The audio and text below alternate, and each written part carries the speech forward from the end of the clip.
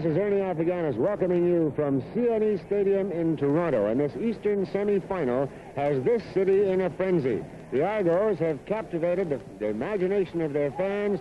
The Argo fans feel this is their year and they're having a ball. However, they are not discounting a Hamilton team. They know that this Hamilton club is steeped in a winning tradition, a superb playoff club, and also they are the Grey Cup champions. No one underestimates a Hamilton team, no matter where they finish in the standings.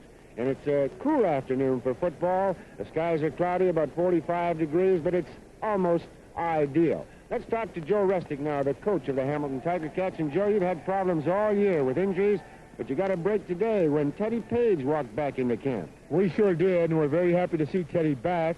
We actually didn't know whether he'd get back, and I'm sincere when I say that. He came in. We're fortunate. I think we're ready to go. Okay, thank you very much, Joe. Thank you. Let's talk to Leo Cahill, the coach of the Argos. And, Leo, I think you've got that Hamilton number. You beat them 3 out of 4 times this season, including the exhibitions. Yeah, I think, early in the season we beat them in an exhibition game. Then we had one real close game with them and one game where we dominated the thing statistically. But Hamilton's a real tough football team. We're not underestimating them, and we know we're going to have to really fight to win the football game. Thank you very much, okay, Leo. Ernie. Leo Cahill, the coach of the Toronto Argos. Now let's go up top and see what Bernie Faloney and Don Chevrier have to say. Right, Ernie. Bernie, the injuries in the long run may be the determining factor in a game which these two teams are rated just about even in. Or is Hamilton crying wolf on injuries? I don't think they're crying wolf. I think they do have some injuries, Don. But in a game such as this, it's a must game. It's a playoff game. All the professional attitude comes out of a football player, and they'll play with those little injuries. It doesn't make that much difference. Just about set now for the starting lineups for today's playoff game. This is the 4th meeting of the year between the Tiger Cats and the Argonauts. Argonauts winning 2 out of 3 in the regular season, but for both teams, this is the most important game today. The Tiger Cats now get set to bring out their starting defensive lineup. Number 70 is at left defensive end, Dave Beatty. 68, starting left tackle, the veteran Angelo Mosca. Here comes 61, the veteran right defensive tackle for Hamilton, John Barrow. A man who just may win All-Star honors in the Eastern Conference this year, 50, right defensive end, Billy Ray Laughlin. A valuable acquisition for the Tiger Cats from Montreal, linebacker Wilbert Scott, number 58. A man who's been around the CFL, Saskatchewan, Winnipeg, and back to Hamilton, Al Miller, number 35, the middle linebacker. Number 14, playing on the right side, Bob Krause. The defensive backfield and backup quarterback, number 12, Bill Riddell. And just back from Buffalo, where he checked in with his reserve board in the Army, Ted Page. 23, Bobby Richardson, defensive halfback. Barry Hansen, playing on the right safety spot, number 28 for Hamilton. And playing for the injured Donnie Henley, number 20, Dewey Lincoln, starting at safety for Hamilton. And the rest of the Tiger Cat lineup for this sudden Eastern Conference semifinal game. These teams have not met in the playoffs since 1961, that memorable overtime game in Hamilton, where the Tiger Cats emerged victorious, and into the Grey Cup they went. The Argonauts now get set to bring out their starting offensive lineup with number 41, the center, Ron Capham. Converted fullback playing left guard, number 53 is Bob Swift. The right guard, number 57, Charlie Bray. Another candidate for All-Star honors, left tackle 68, Bill Frank. The right tackle is number 60, the veteran Danny Nicolak. Very quick, Al Irwin, left end, 71. The starting right hand is number 75, Mel Prophet. A man who may become the outstanding player in the East this year, Bill Simons, number 33. His backfield partner, number 11, right halfback, Jim Dillard. First-year flanker from Boston University, number 20, Neil Smith. Former Calgary Stampeder, Bobby Taylor, the flanker, number 24.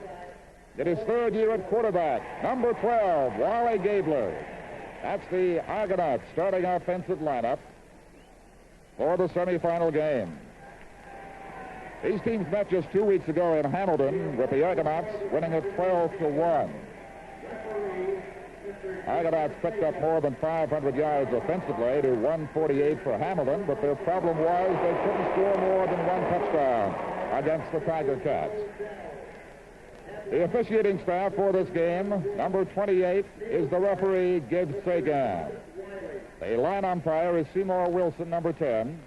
The downfield judge is Bill Dell, number 25. The head linesman, Lauren Woods, and the field judge will be Bud Wiley. Waiting for the winner, the Ottawa Rough Riders. And the Rough Riders have won all 3 games against both the Tiger Cats and the Argonauts in regular league play.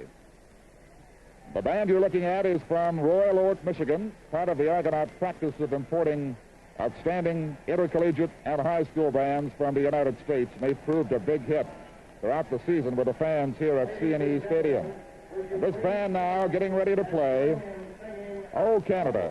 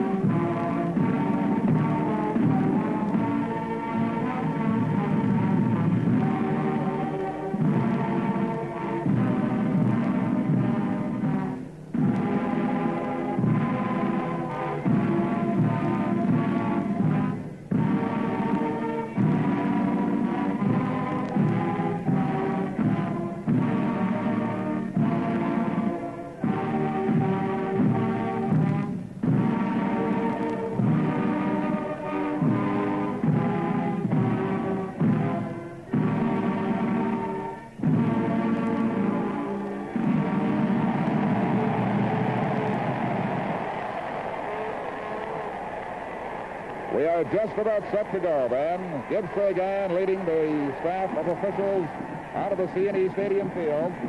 And the band from Royal Oak, Michigan, making its way to the far sideline as the Hamilton Tiger Cats get set to receive the opening kickoff. The Tiger Cats, for those of you with color sets, it is abundantly clear they're wearing their black sweaters with the gold pants and the gold helmets. The Toronto Argonauts with the white sweaters, the midnight blue pants, and that double blue trim, traditional with Toronto football teams over the years.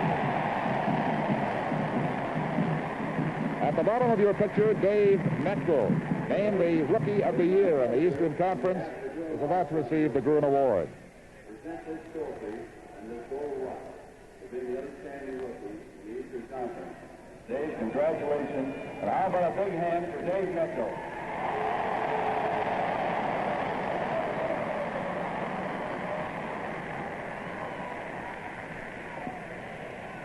Dave Metcalf, the Eastern Conference Canadian Rookie of the Year. And he'll be starting on defense in just a moment as Hamilton's going to receive the kickoff. The deep men, Alan Smith and Dewey Lincoln. Make that Turek and Lincoln back at the goal line. The kickoff will come from Dave Metcalf at the 45.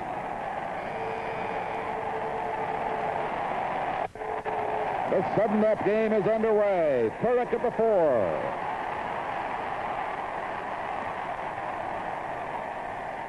To the 31-yard line, where Ed Harrington, number 54, stopped him for the Toronto Argonauts. Bernie? The Argonauts almost gave the Tiger Cats a gift that time, Don, for just up until the last minute, just prior to the kickoff. They only had 11 men on the field, and number 69, Metcalf, came running in just at the last moment to make it an even 12. They fall aside now. First down, 31. Alan Smith. 17 yards to the 47-yard line. Number 25, Thornton, with the tackle for Toronto. The Tiger Cats, with a wide running play, move the yardsticks the first time they put the ball into play.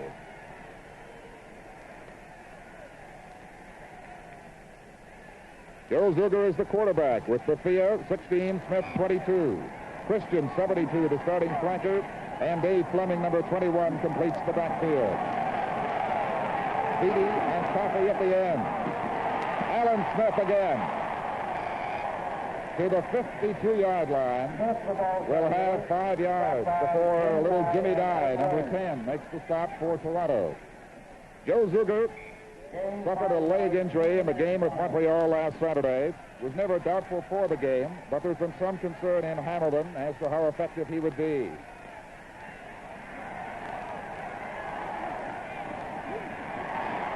Willie Bethia, jammed at the midfield stripe, will not have the first down.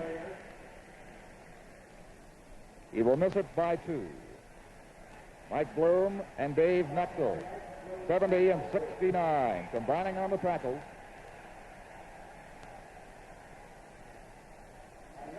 They're going to bring out the yardsticks, but it appears to be a good yard away from a Hamilton first down.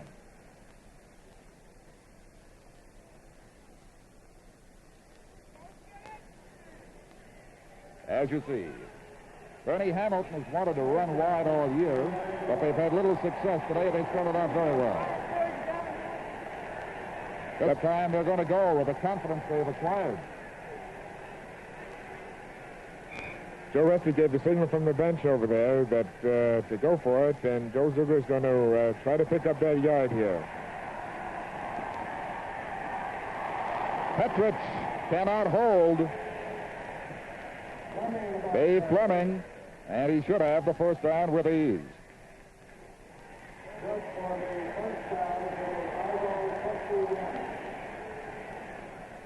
First down at the 51 for Hamilton. Don, that series that the Hamilton Tiger Cats are using right now is called a Veer series, and they'll probably be throwing off a play pass action on it. Bethia.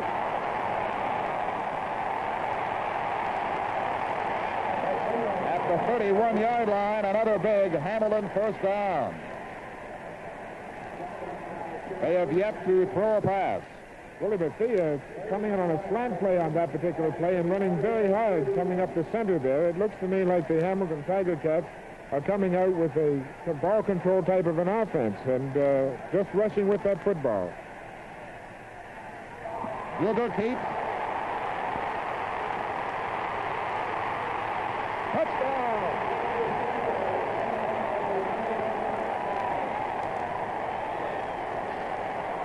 There's the belly offensive type of thing with Joe Zuger keeping. He makes a fine cut here, as you'll see, and drives in the end zone. His leg doesn't look to be bothering him at all on that particular play. This injury that I've been saying that Joe had, and Don, we talked about professional attitude and so forth. It looks like it's healed already. He ran 31 yards for the score, and here's Coffey's attempt for the point after.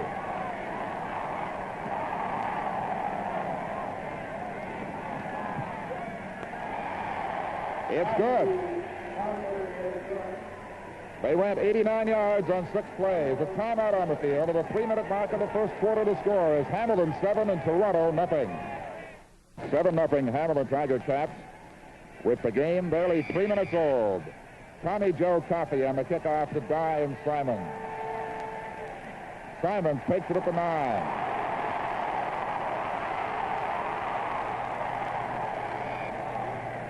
Down at the 28-yard line. The Argonauts will start out from there. Christian, 72 with the tackle, a 17-yard run back. Not much running with the Simon on that particular play. He's trying to find a hole. The blocking didn't get out in front of him fast enough.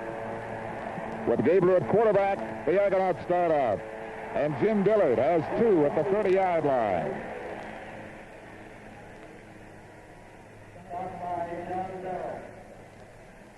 Scott and Bell, the tacklers for Hamilton. 2nd and 8 for Toronto. The Argonauts in a hole early in this game, down 7-0. Hamilton traveled in 6 plays, 81 yards, 89 yards to score. The pitch to Simon. Good pursuit. Big trouble. Down.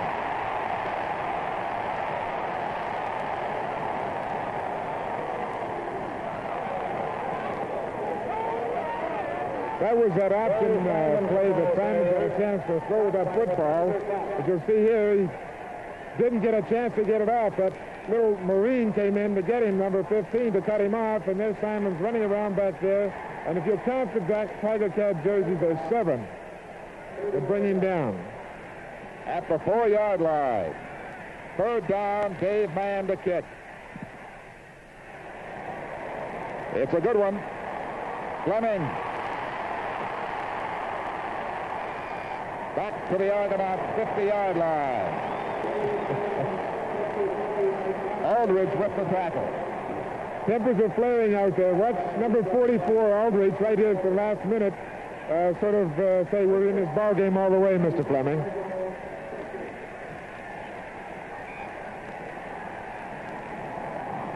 The Tiger Cats leading 7-0. Have the ball in Argo territory again at the 50-yard line, 1st down. Fleming.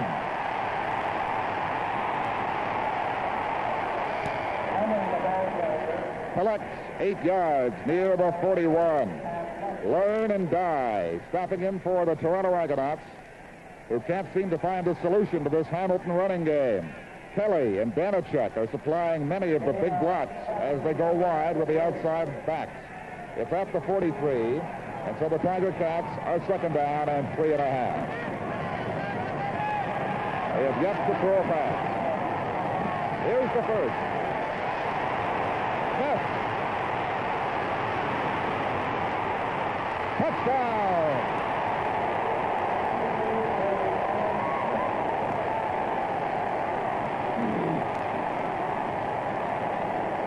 Very explosive. There's a good fake by Willie Bethia, and Smith, number 22, catches the reception and makes great effort here to get in the end zone. Watch the lower of the shoulder to enable him to get in the end zone. It was the first pass that they have thrown. They've established that running game down, and then the first pass was a touchdown. Coffey with the conversion attempt. Zuger to hold.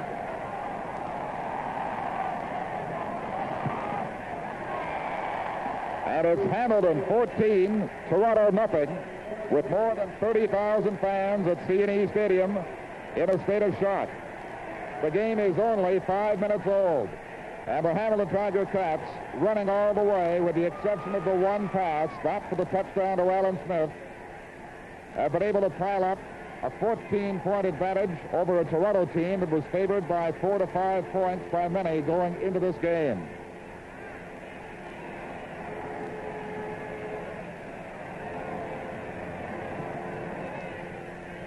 That time, they went 50 yards in only 2 plays to score.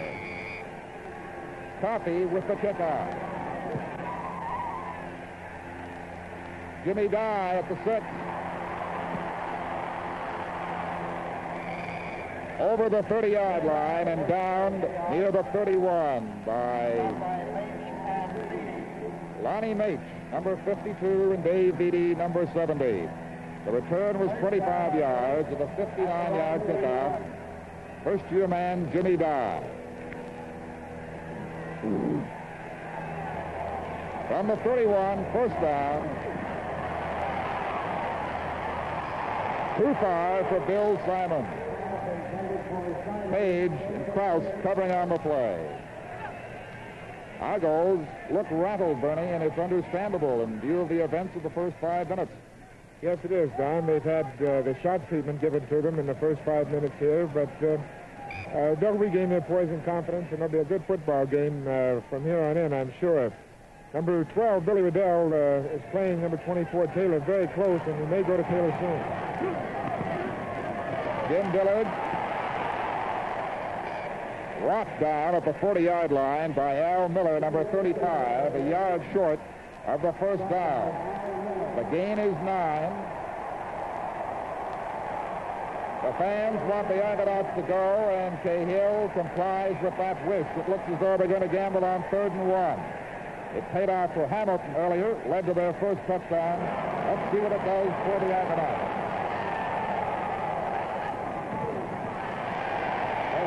first down at the 42-yard line as Gabler keeps on the quarterback sneak.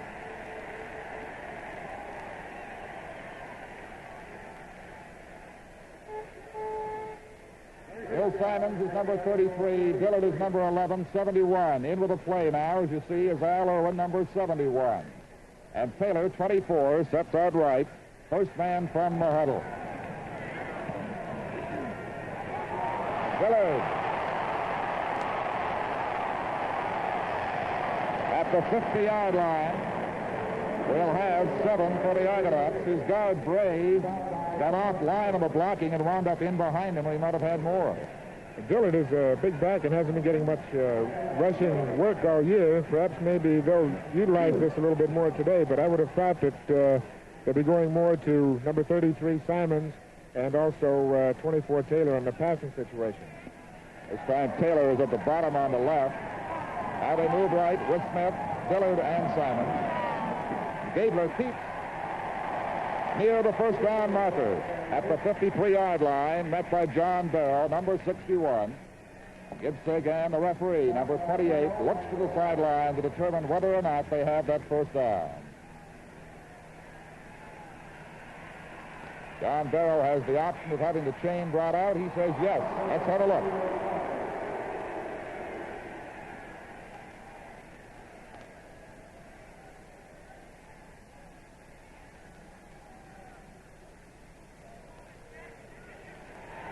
First down for Toronto. Defensive change for Hamilton. Beatty now coming in for Christian. They've been switching back and forth on almost every play. Pretty shrewd move on Barrow's part. I'm sure he knew that was a first down, but he wanted to give his team a little bit of rest and maybe stop the Argos. Takes to Simons. Dillard incomplete. Dillard seemed to stop or was held up at the 35-yard line, and the pass was nowhere near him. Richardson and Riddell double coverage on him at that point. So it's 2nd and 10. The ball still between the 53 and the 54 of Toronto as the Argonauts trail Hamilton. The early minutes, 14-0.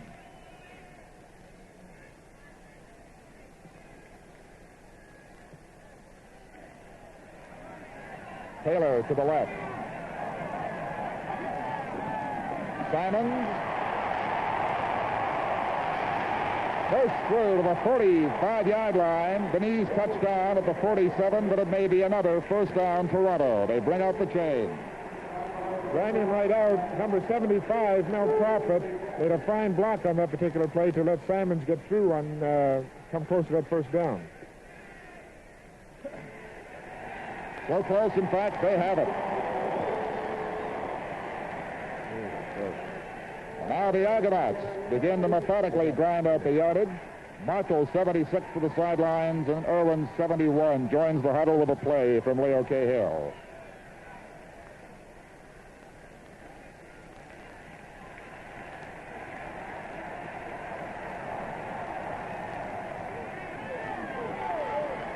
Gabler can't find a man open. And steps out for small yardage, maybe half a yard at the 46-yard line.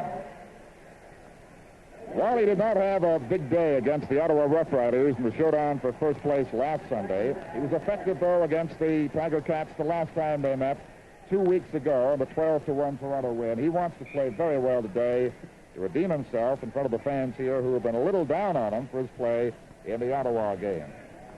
And he has a big job with his team down 2 touchdowns, 14-0, 6:39 to play in the first quarter in Toronto.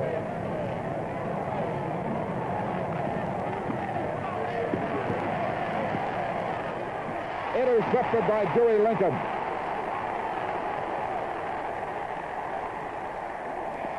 Lincoln cut down at the 53-yard line by Bob Swift, number 53. This ball was overthrown. It was intended for Bobby Taylor as he was cutting in there. It was right in the arms of Dewey Lincoln, number 20. There's Taylor, 24, chasing Lincoln. Lincoln makes a fine cutback, and he gets a good shot by his own ball player there. 30 yards to return. Hamilton whipped the ball again, 54-yard line. Alan Smith stopped at the 50-yard line. If he'd broken that tackle from Jimmy Dye, he might have had that entire sideline to himself. As it is, the gain is 7, 2nd and 3 from the 49 of Toronto. Don, those two guards up front, number 55 Danachuk and 57 Holman, are the people that are opening up those holes. And Kelly, 54 on the left side, blocking down on Wadsworth, number 59. Then Danachuk blocking out on Harrington, 54, and Holman pulling up to the center. For Fleming, it is too far. Bob Moyer has a report near the Hamilton bench. Bob? Well, Donnie Henley has had to sit this one out because of knee injuries. Donnie, were you surprised by the start of your ball club today? Pleasantly surprised, really, I might say. I'm not really surprised, but I knew the boys were up. I was talking to them in the dressing room, and I knew they were ready. Zuger to punt, 3rd down. Not one of his better efforts. The bounce at the 10-yard line to Copeland. And that's all for Jimmy as he slips and falls.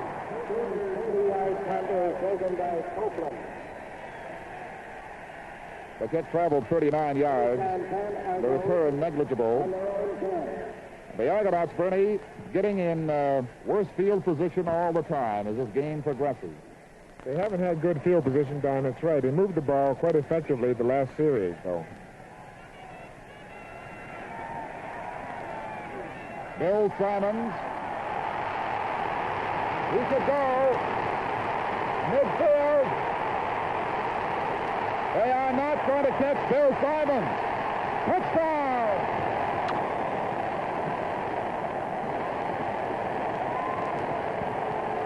"100 yards, Bernie." This is a great effort by Bill Simons, and it'll show you the speed of this big back. Once he gets out there, he's out racing some pretty fast people back there. And there goes Bill Simons' big bid for that Shenley Award early in his football game. And it was Smith, or at least Swift, who made the block to get him free as the play opened up. Just listen to that cry. Man with the point after. Two flags.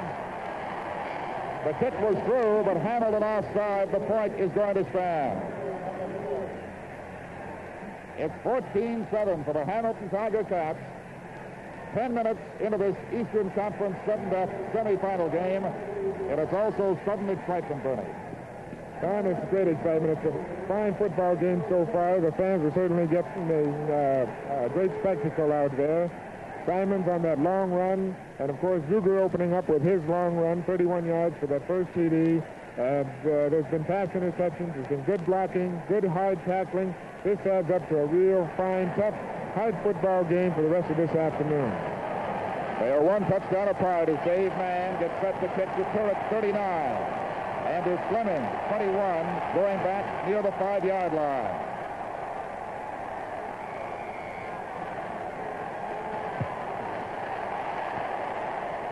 At the goal line, Dave Fleming. The ball popped up free down there. Dewey Lincoln scooped it up. They rule it is all over at the 5. Look, that's a reverse on that particular play, Don. There was a reverse on a kickoff, and the ball looked like it could have popped loose. We'll see it here. With Fleming handing off and number 54 knocking down Lincoln at that point. There was a lot of shoulder bumping, too, after. 54 is Harrington. So they keep the ball at the 5. Hamilton, the handoff to Lincoln, stopped right there. First down. Willie Bethia. Slithering through near the 10-yard line for a gain of close to 5. Stopped by Harrington and Wadsworth.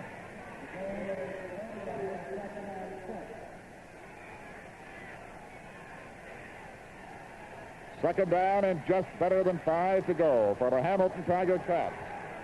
As this exciting battle of the two rushing offenses continues at CNE Stadium in the first quarter.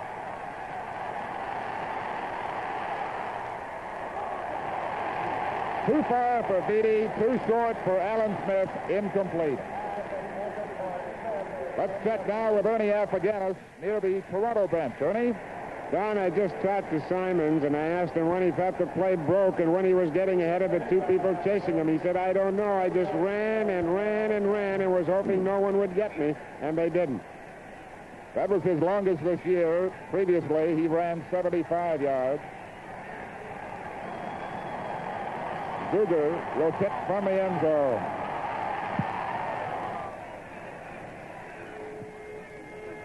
Copeland supervising the ball as it bounces into touch at the 50-yard line of Hamilton. And the Argonauts have the best field position they've enjoyed all day after that 40-yard punt. First down from the Hamilton 50. 3:52 to play in the first quarter, 14-7. Hamilton still leading. Taylor breaks out to the left.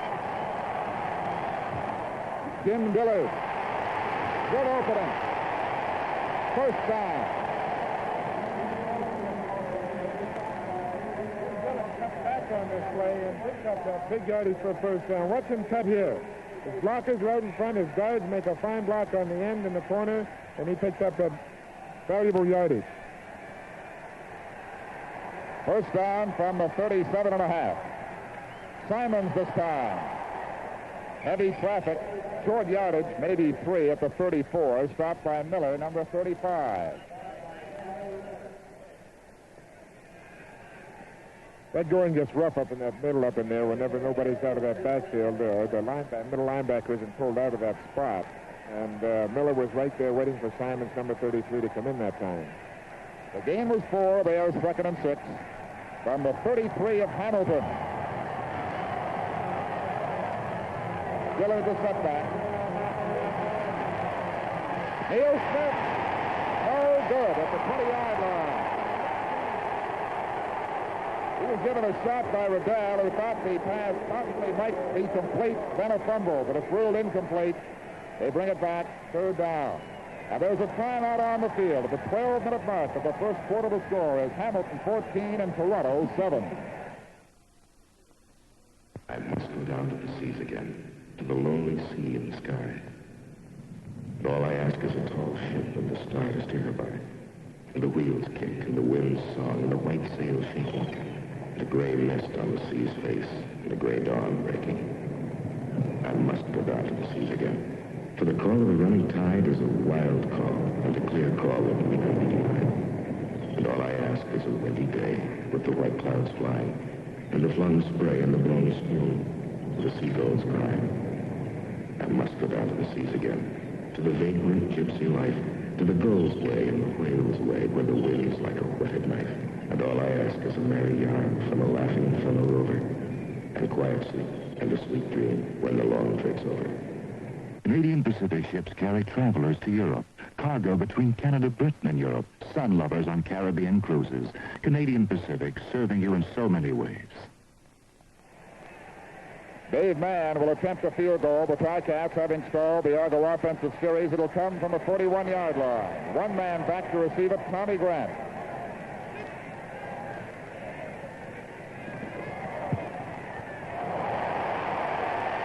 It is good.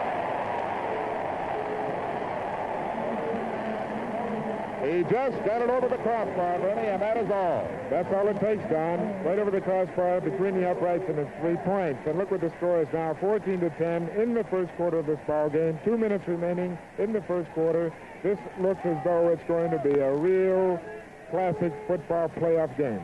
These teams have scored the 24 points. They scored 13 in the entire game last time.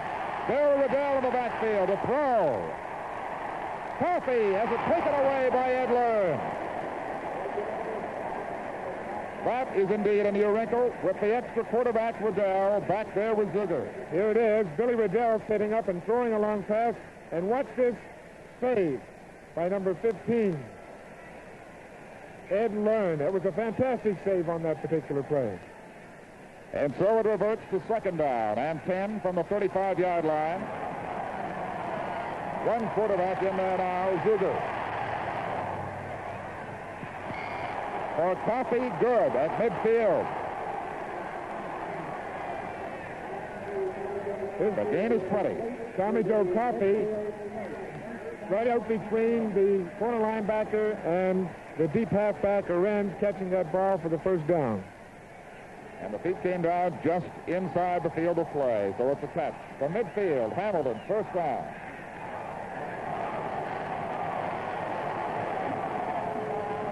Fleming has maybe 3 yards near the 52. Marvin Luster, number 27, was the man to meet him for Toronto. 2.5-yard gain, 7.5 to go for Hamilton on second down. They still lead 14-10, but the Argonauts have made a miraculous recovery after falling 2 touchdowns behind in the first 5 minutes of play. Cougars receiver Tommy Joe Coffey slipped. Ed Learn, 15, was defending. And it's going to be third down. Still 7.5 yards to go for Hamilton. Don, the Tiger Cats do have a few new wrinkles in their offense. They're switching number 22, Smith, into the backfield and out of the backfield, changing up with 21, Fleming. And then on this particular occasion, throwing to number 75, Tommy Joe Coffey from a tight end position. Ruger will catch to Copeland and Learn. Copeland calling for it at the 7-yard line. Back near the 13. Cut down there by Wilbert Scott, number 58. And the flag is up. A minute to play, less than that, in the first quarter at CNE Stadium. 4 points between these teams competing to go on to meet the Ottawa Rough Riders in the Eastern Final starting next week.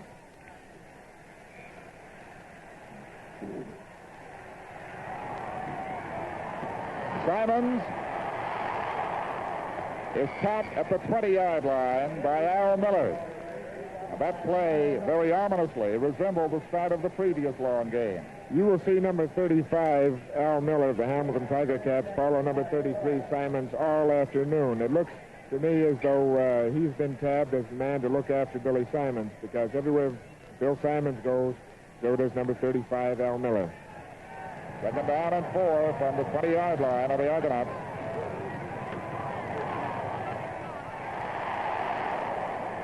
The ball was caught by Irwin with Richardson draped right around him. There's Irwin on a short out, and that's a fine catch because Richardson was right all over him, Don. Got a free piggyback ride for the yard they gained. 3rd and 2, they'll have to punt. Dave Mann comes in as the Tiger Cats send back their 2 punt return men, Dave Fleming and Tommy Grant on the series, standing near the 45 of Hamilton.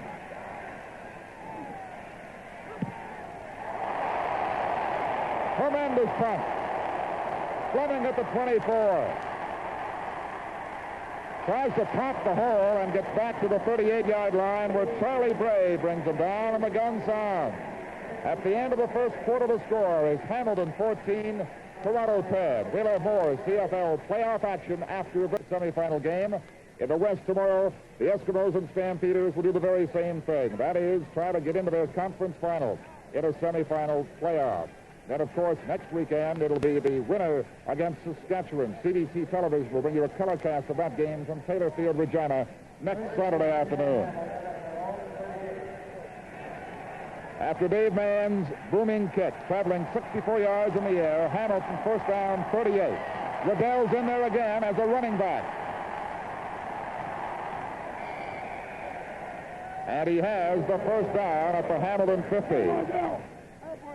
Billy Riddell taking over for number 22, Smith, running on that option play where he almost completed it last time to Tommy Joe Coffey, except for that great defensive play by Learn, is running the football here and shows that he can run that rollout from quarterback position if he ever gets in there. Smith is back in this time. You saw Riddell go to the bench. Huger to the blind side, hit by Pete Martin. And Ernie Afraganis has a report from the Toronto bench. Ernie? Don, I've got Dave Mann here. Dave, you're really hoisting that ball. Your ball club looked like it's going to come back. Well, this is the time we come back. I mean, if I'm kicking the ball, it's only because I'm just pressure on this game. That's You're all. ready. Right. Okay, thanks, Dave. Total offenses first quarter showed Hamilton with 174, Toronto with 128. Bear in mind, Simons had 100 of those yards in his touchdown run. Fleming hit and can't hold the ball at midfield by Dick Thornton. And Hamilton's string runs out at 3rd and 10.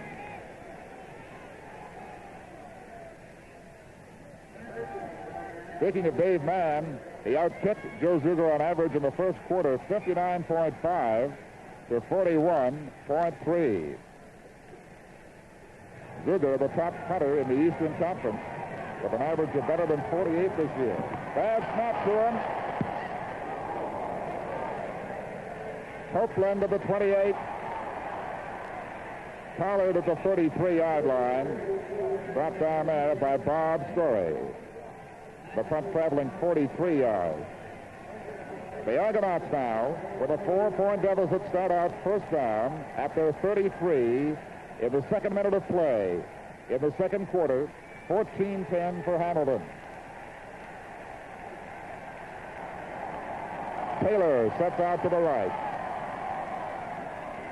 Dillard with the ball. Has 5 yards near the 38. Contained by Al Miller, number 35, and Angelo Mosca right there, too.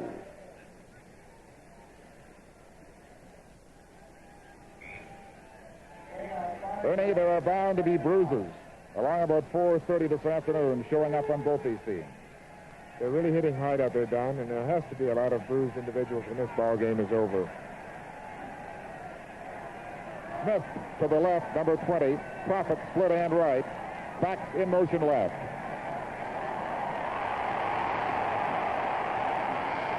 Gabler had Smith open, but as he looked up to hit him, he was hit himself by Angelo Mosca. And the loss takes the ball back near the original line of scrimmage. The 32-yard line, 3rd and 11. Just goes to show you, Don, that the rush that was being put on these quarterbacks. Ted Martin, number 77, came in for the Argos against Zuger, and there's Mosca, 68, for the Tiger Cats against Gabler. Dave Mann.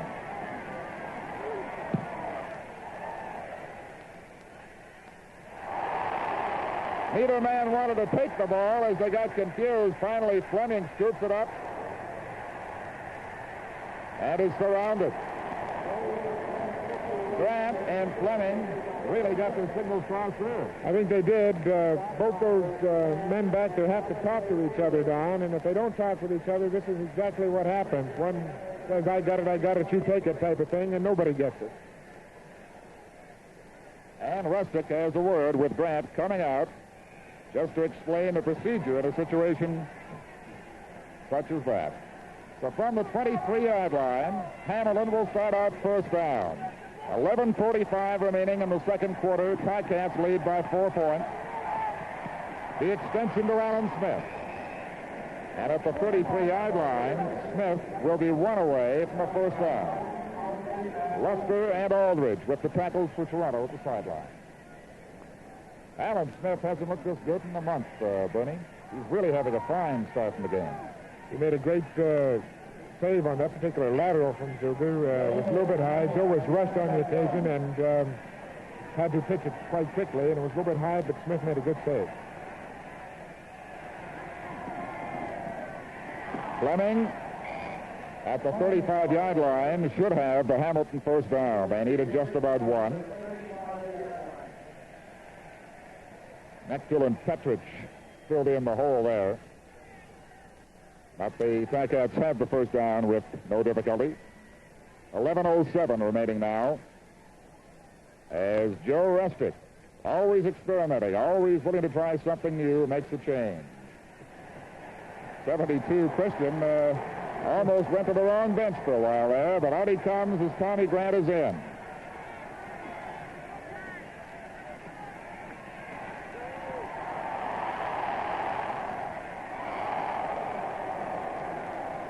Incomplete. Wadsworth was riding Fleming pretty close.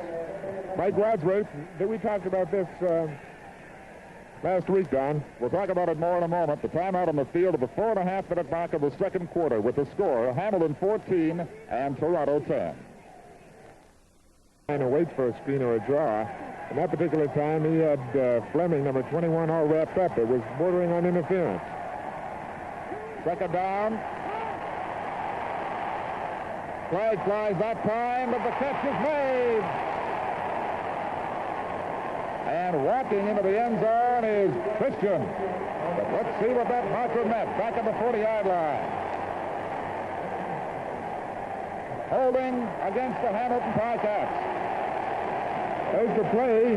Jimmy Dye makes a stab, but look at Christian lumber into the end zone, all for nothing, because there was a penalty on that particular play that will nullify it. The play covering 75 yards is brought back. Gibbs Sagan, the referee-in-chief, having a conference with his staff and representatives of both teams. The signal we got was holding against Hamilton. Now a call against Toronto.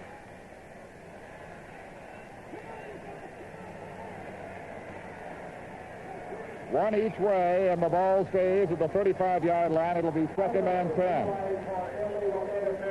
Hamilton penalized for illegal use of ham. Second down over.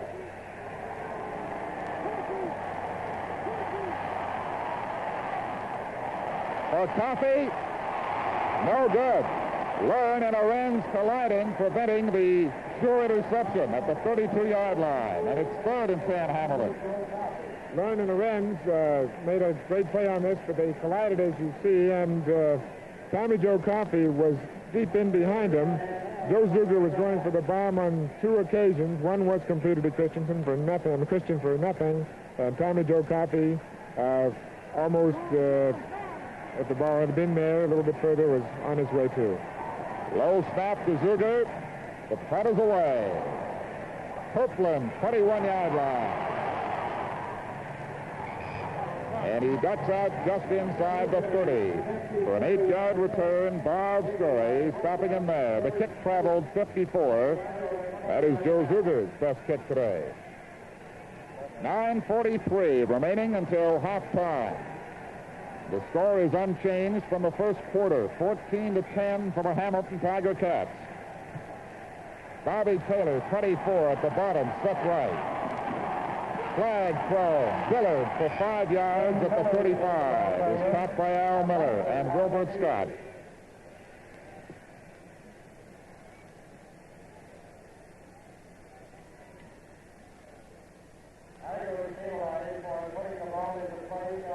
Illegal procedure called against Toronto. There's Sagan with the signal. Number 68, Bill Frank, was in motion and tried to get back in time, but didn't quite make it on that particular play down. That will cost them 5, back near the 24. First down repeated, but they have 15 to go. Donnie Henley with crutch in hand after knee surgery at the Hamilton bench. Gabler is in trouble. The release into the ground at the 30-yard line. The closest eligible receiver, I suppose, was Jim Dillard, but Danny Nicolette was a lot closer to the ball. Billy Ray Locklear making his bid for that Shenley Award also, Don, putting on a real tight rush, real fast rush and hard, and Wally Gabler had to get rid of that football, and just as he did, he was sitting on the 5-yard stripe.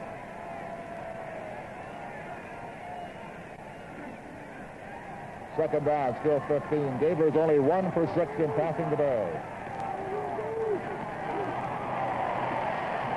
For Smith, he is going to go all the way.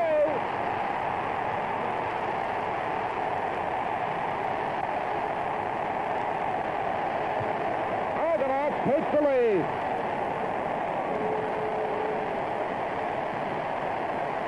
Down on that play, that was a roll, semi-roll to the left, and Smith, coming back against the grain, touches the ball on number 15, Teddy Page, and races all the way into the end zone to put the Argonauts ahead. 86 yards, the length of the pass and run. It's 16-14 Toronto. Man will attempt to make it 17-14 with Gabler holding.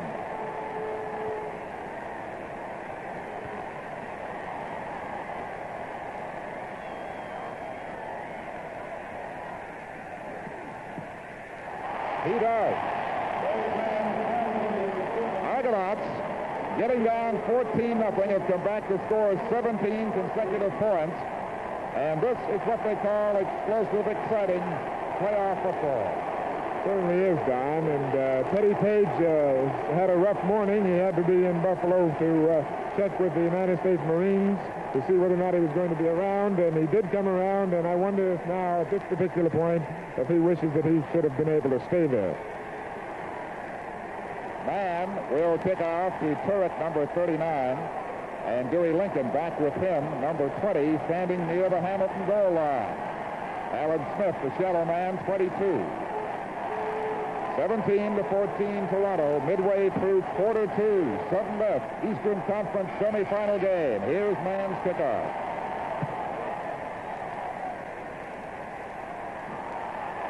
Turek at the 12. Rocked at the 30-yard line by Chuck Liebrock, number 52.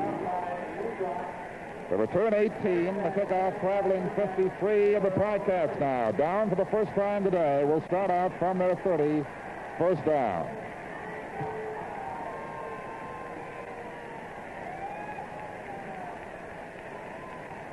I suppose Frank Clare, here to scout the game for Ottawa, just got a nice notebook full of Hamilton plays in the first quarter, and now he's copied down some Argonaut notes. Alan Smith has 5 yards with the reception at the 35-yard line.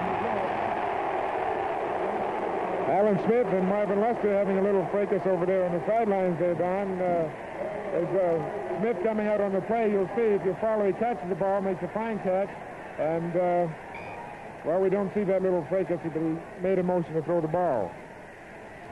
The gain 5 leaves Hamilton second and 5, 35-yard line. Coffey and Christian out to the left. The pitch is to Fleming. In heavy traffic, down to the 36 for a gain of 1. Let's check now at the Argonaut bench with Ernie Afraganis. Don, I just talked to Neil Smith about that last touchdown of the Argos and asked him how it happened. He said that he told the bench he was open several times previously on the same pattern, and he said he thought it would work, and it did.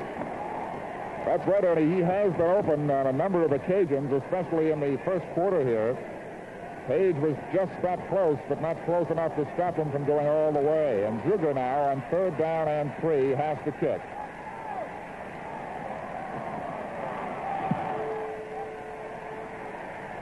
Ed Learn, 33-yard line.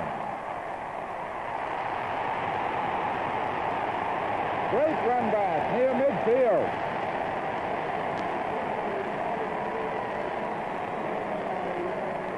The return was 21 yards. Ed Learn made a fine return on this, Don. It's good moves. It could almost be a slippery halfback. Look at him sneak through there. And this puts the Argonauts in fine field position this late in that second quarter. The ball is positioned at the Argonaut 53-yard line, first down. Bill Simons, halfback option, tipped away for Bobby Taylor near midfield.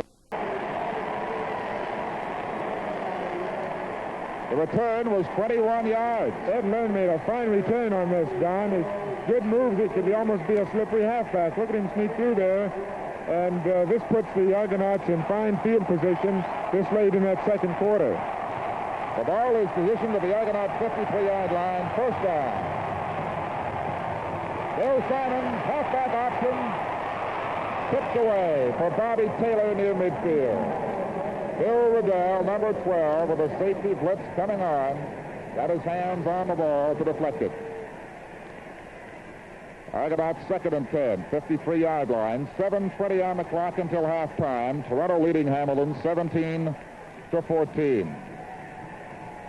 These teams have not met in CFL playoff action in 7 years, not since that memorable overtime series of 1961, in which Mr. Filoni settled matters late in overtime in Hamilton.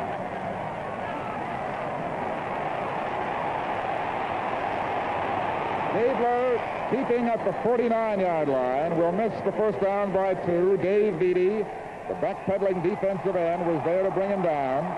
They'll be third at about 2 from that point. The Hamilton 49. A lot of fever here, Don, a lot of football fever. The fans are calling for the Argonauts to go, but at this particular point of the game, they'd be foolish to try to make up 2 yards here when they're leading the game by 3 points, when a caveman front could put the Hamilton Tiger Cats into deep trouble. And will kick from just beyond the 50. It's a dandy. At the goal line, Fleming. And he is collared by Ed Harrington, number 54, right at the 5-yard line. And as you said, that's the call. Hamilton now has a long way to go from their 5 as they get set to start out on first down. Tonight on Hockey Night in Canada, CBC Television brings you the St. Louis Blues and Montreal Canadiens in a rematch of last spring's memorable Stanley Cup final from the new Forum in Montreal. Monday, the Canadian Junior Football Final live from Clark Stadium in Edmonton. Bethia squeezing over the 10-yard line near the 13. Marvin Luster, number 27, met him there. And the Tiger Cats are 2 away from the first down marker. 5:55 as the clock is still moving. Time remaining in the second quarter. Joe Restick. Out to Fleming. No gain.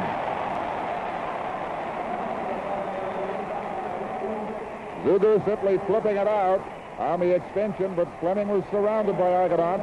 And on 3rd down and 2, it'll be a Hamilton punt coming up. And those plays are breaking down, I think, because the Argonauts have finally caught up with the wrinkles that the Hamilton Tiger Cats had. It was new early in the ball game, but now they're being able to isolate certain ball players and be able to break down that guard attack and holding them back. Zuger kicking to Learn and Copeland near midfield. It's short. The bounce to Copeland at the 53.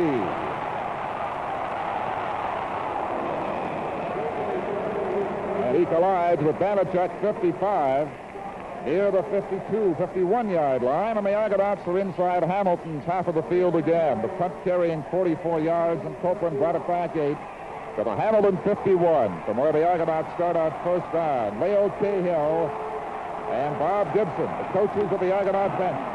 Gabler to Simons on the give, and Simons gets a couple near the 47.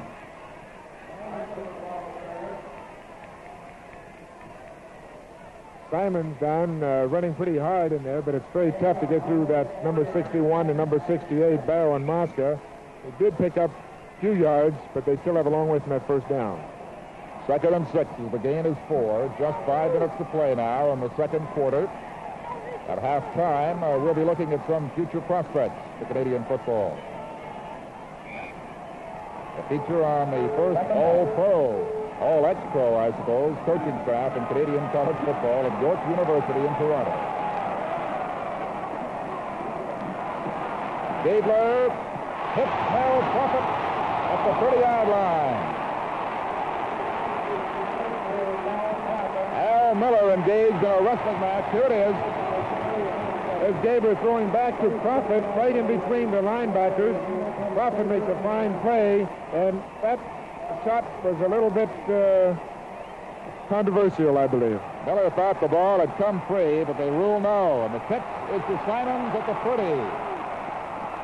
Dives to the 25-yard line. Simons is certainly winning support in his attempt to become the outstanding player in Canadian football this year. Scott and Page containing him there just outside the Hamilton 25. Just over 4 minutes remain now in the second quarter. 17-14 Argos. Gabler has a big opening. It closed off quickly at the 20-yard line as Riddell bumps him into touch there. Gabler's coming out of that pocket a little fast, a little before he has to, Don. He has plenty of time to throw that football, and we have a little conference going on down there now between Mel Prophet, 75, and Wilbert Scott, John Barrow there. John Barrow's got to be the referee. He's got to be the guy that's going to break it up. He's not going to have any of his ball players out of the game. No punches thrown, simply a sweater-tugging exchange. Argos have the first down, incidentally, at the 20-yard line after all the feuding has subsided. They have 4:02 in which to go in and add to their lead here in the second quarter. That lead is 3 points, 17-14. Hamilton got their 14 right in a hurry. Argonauts came back with 17 more. Sideline pattern to Taylor, complete. 7-yard line. First and goal to go. Lincoln ran him out. Wally Gabler on a half roll, hitting Bobby Taylor. It was the second pass that was thrown to Taylor. The first one was overthrown. It was intercepted by Lincoln. This one was complete. 76, Marco coming in with a play from Leo Cahill. The game was 13 yards. The onus now on that Hamilton defense to contain the Argonauts right here.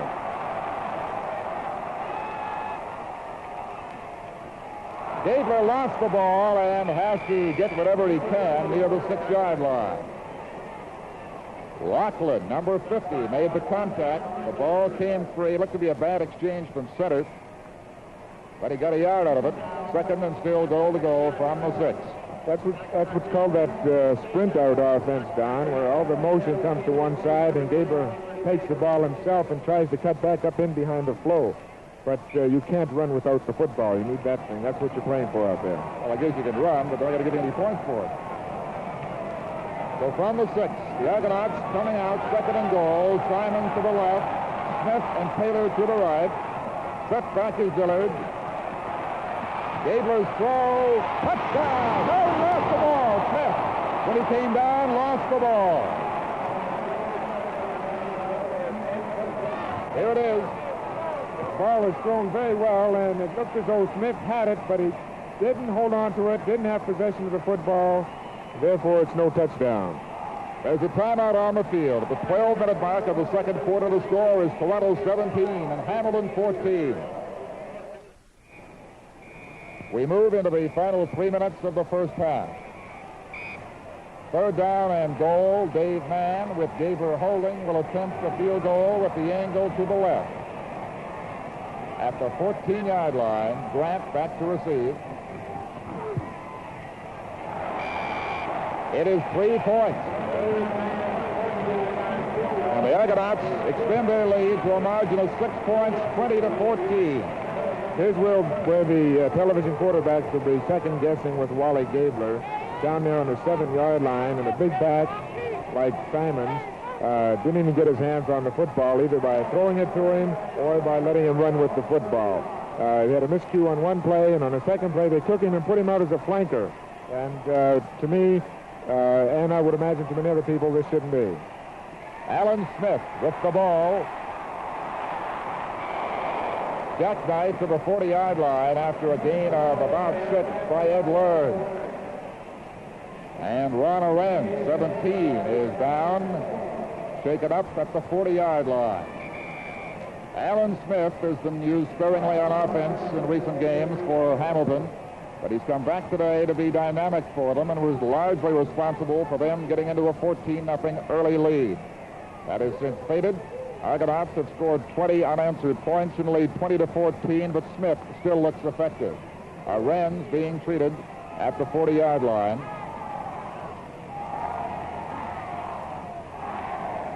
He's a Canadian defensive halfback who has shown to advantage with Toronto this year. Smith, by the way, has now gained 43 yards in 5 carries, and he took the second touchdown on a pass from Joe Zuger. And Arend's to his feet is out to the Argonaut bench with trainer Mert Profit. Don, going into this ball game, it's interesting that Joe Zuger has had a 48.1 average against Dave Mann's 44 over the games that they played against each other. And I don't know exactly what it is today, but I think that Dave Mann is out-kicking Joe Zuger in today's game. The fake to the PR. Zuger set to throw. He's got Fleming open. This may be a touchdown play. At the 10-yard line, he is in.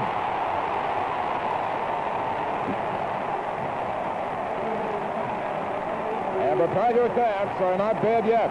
There's that fake to Bethia, and it's a very similar pattern to what Neil Smith scored on his, throwing back against the grain, and Fleming in for the touchdown. Don, this is one of the finest playoff games I think I've ever witnessed. We've had so many long scoring plays. Simons for 100. Another play covering 80-some yards. This one 69 from Zuger to Dave Fleming, and it's a tie game now. Coffey gets a chance to break that tie with the point after.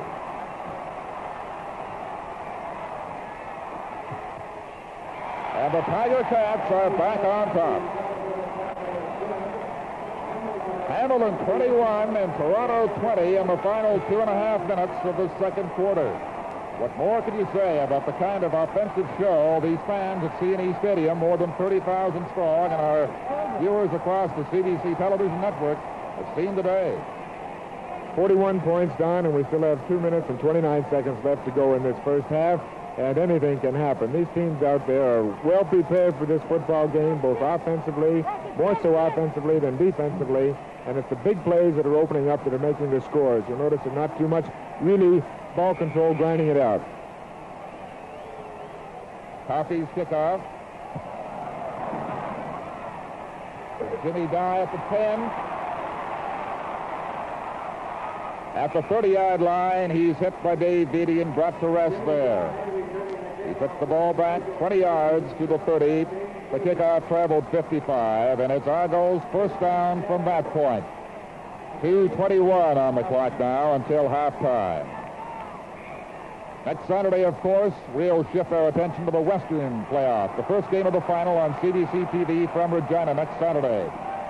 Simon caught early for a gain of 2.5 by Wilbert Scott at the 32-yard line. Let's go down to Bob Moyer now. Bob? Don, just before that last Hamilton touchdown, Ron Arenz, the Argo defensive back, who intercepted 4 passes this year, was injured slightly. However, Argo trainer Mert Profit says he's just a little bit hazy, and he'll be all right in the second half. It's amazing more injuries haven't resulted in the kind of bruising playoff game we're seeing. Strength left, Gabler, second down play. Here's Taylor. At the 30, at the 25-yard line. Caught finally by Teddy Page. What a football game, Don. Look at this play.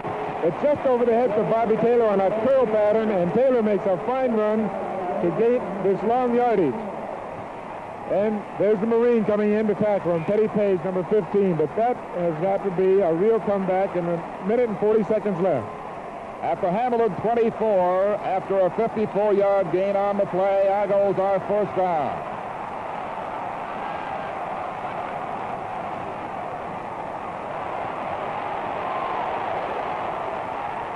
Simons, a great catch at the 7-yard line. And again, Teddy Page was defending for Hamilton. Simons out of the backfield on this fan pattern makes a great catch here. The ball is low, and look at that catch with Teddy Page hanging all over him.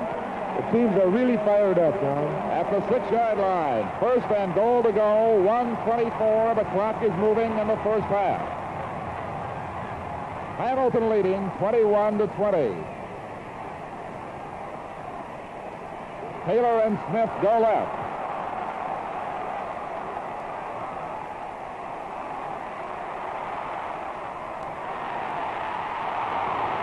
It's a touchdown, back into the hands of Neil Smith. The ball was tipped by Bobby Taylor. There's the ball intended for Taylor, and let's watch this very closely. It's hit by a Hamilton Tiger Cat and Taylor, and picked off by Neil Smith for a touchdown. Dewey Lincoln, the unhappy defender for the Tiger Cats. Of course, the ball came back in the form of a lateral, still in the field of play. Smith, sliding almost past the dead ball line, was still in the field of play for the touchdown. And as you say, we've seen everything with another half still to come here in Toronto. 26-21 now for the Argonauts, and they have a big town hall meeting after that play on the 10-yard line. Never mind another half, Don. We still have a minute and 2 seconds left in this first half. 47 points scored in this first half, and they've all been spectacular type of touchdowns and points scored. The lead has changed hands 3 times.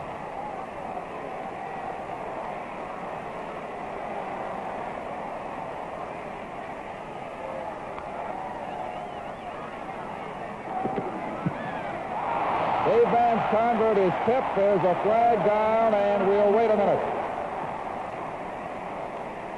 Looks to be a roughing call against the Hamilton Tiger Cats' Billy Ray Laughlin, which would give Mann and the Argonauts a second chance to get the extra point. But the meeting continues.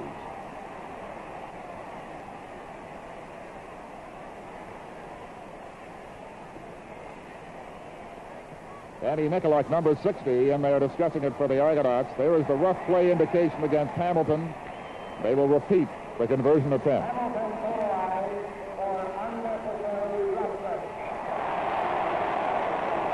Joe Rustick showing the effects of this nerve-wracking afternoon in Toronto. So with Gabler set to hold, Mann will try again. And this time he has it. And the Argonauts run their lead to 6 points, 27-21, with 1:02 to play until halftime. There'll be some talking at halftime, Don. There'll be a lot of adjustments, I'm sure, specifically defensively, to try to curtail some of these spectacular scoring plays that have happened today. Hamilton was called for rough play on the successful convert by Mann as well. And the advance is to the 50-yard line from where Dave Mann will kick off.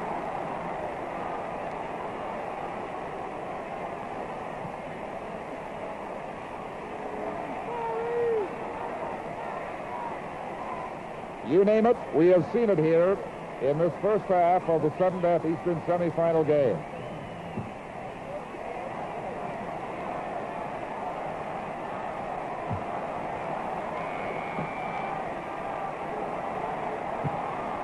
Mann booms one. Turek, 2 yards deep, is out. On the reverse to Dewey Lincoln.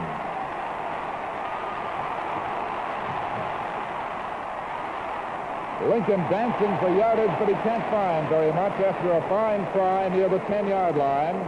The minute flag is up in the first half of play. All that work on the exchange. Lincoln, slow to get up, returned the ball 12 yards.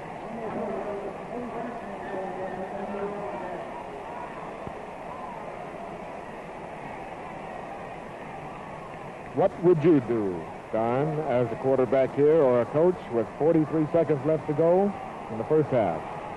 We'll see what they do, Bernie. You're the old quarterback at the 15-yard line. The gain is 5 for Willie Bethea. I suppose at this stage, just do what Hamilton's doing. Try some running plays. If one breaks 3, okay, but otherwise, don't take too many chances and give that ball back to the Argonauts, right? That's right, Don. At this particular point of the game anyway, try to get it back in an open field situation the best way you possibly can, either by running or hitting them short, and then play for that big second half. Second down, 20 seconds left. Zuger throwing it out of bounds past Dave Fleming.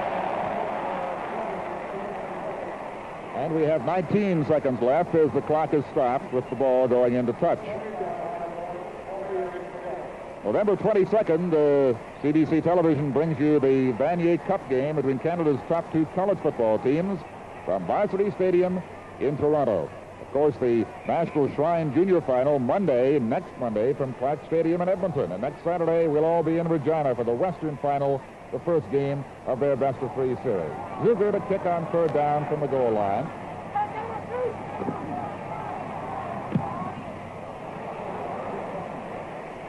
Fine kick, Copeland, 37-yard line. And he's down at the 43 with 8 seconds showing on the clock. Zuger's kick went 57 yards. Michalak made the tackle for Hamilton. They put the ball down on the 44. Argonauts having time for likely just one play. Argos lead 27-21. Taylor slips to the right. Simons has 3 yards to the 47-yard line, tripped up by Dave Beatty, and Bobby Crouch as the gun sounds to terminate play in the first half at CNE Stadium in Toronto. And what a half it has been. The Tiger Cats getting off to a 14-0 lead on 2 quick touchdowns within the first 3 minutes of play. The Argonauts coming back to assume a commanding lead of 20-14. The Ticats getting in front again 21-20. And the Argonauts late in this quarter on a short pass to Smith, tipped away from Bobby Taylor back to Smith, have it 27-21 at halftime. And now let's go down to Bob Moyer and his halftime guest. Bob? Bill Simons, you've had a great afternoon so far, but I would imagine you and the Argo mates were a little bit worried when Hamilton took that quick lead. Well, I think we got a confident team this week, and there was a lot of doubt about where we could come back after the great disappointment against Ottawa. And well, I think our team showed great poise coming back. Hamilton come out to play ball, and maybe was a little laxed at first. And you got Amara Hamilton there playing. They got Dave Beatty playing both ways. They got several boys that's going both ways, and this is a hard thing to do because I tried it. Bill Simons, you made a great big run for a touchdown. Do you remember exactly what happened on that play? No, it was just we've been running sweeps against them. Today we changed our sweep and just cut it up inside a little bit more, kind of off tackle, and they really got a sweep stopped. And Jimmy Dillard got a great block out there, and Bobby, everybody just did their job, and it was just a foot race, same old thing all year. What about that catch on the 6-yard line there just about before the half, and you ended up with another touchdown? Well, Wally's throwing a great ball today, and Ted Page had me well covered, and Wally just drew me back to the ball, and this is an ideal quarterback that does this, and I think Wally's throwing better today than he has all year, and we've had a long ways to come back, and Hamilton showed great poise, and I think our team showed real good poise. They're coming back, and we're real proud of the. Okay, Phil. You're all excited. See you in the second half. Bill Simons, an Argonaut star this afternoon and all year. The score is Hamilton 21, Toronto 27, and we'll continue with our halftime show after this message.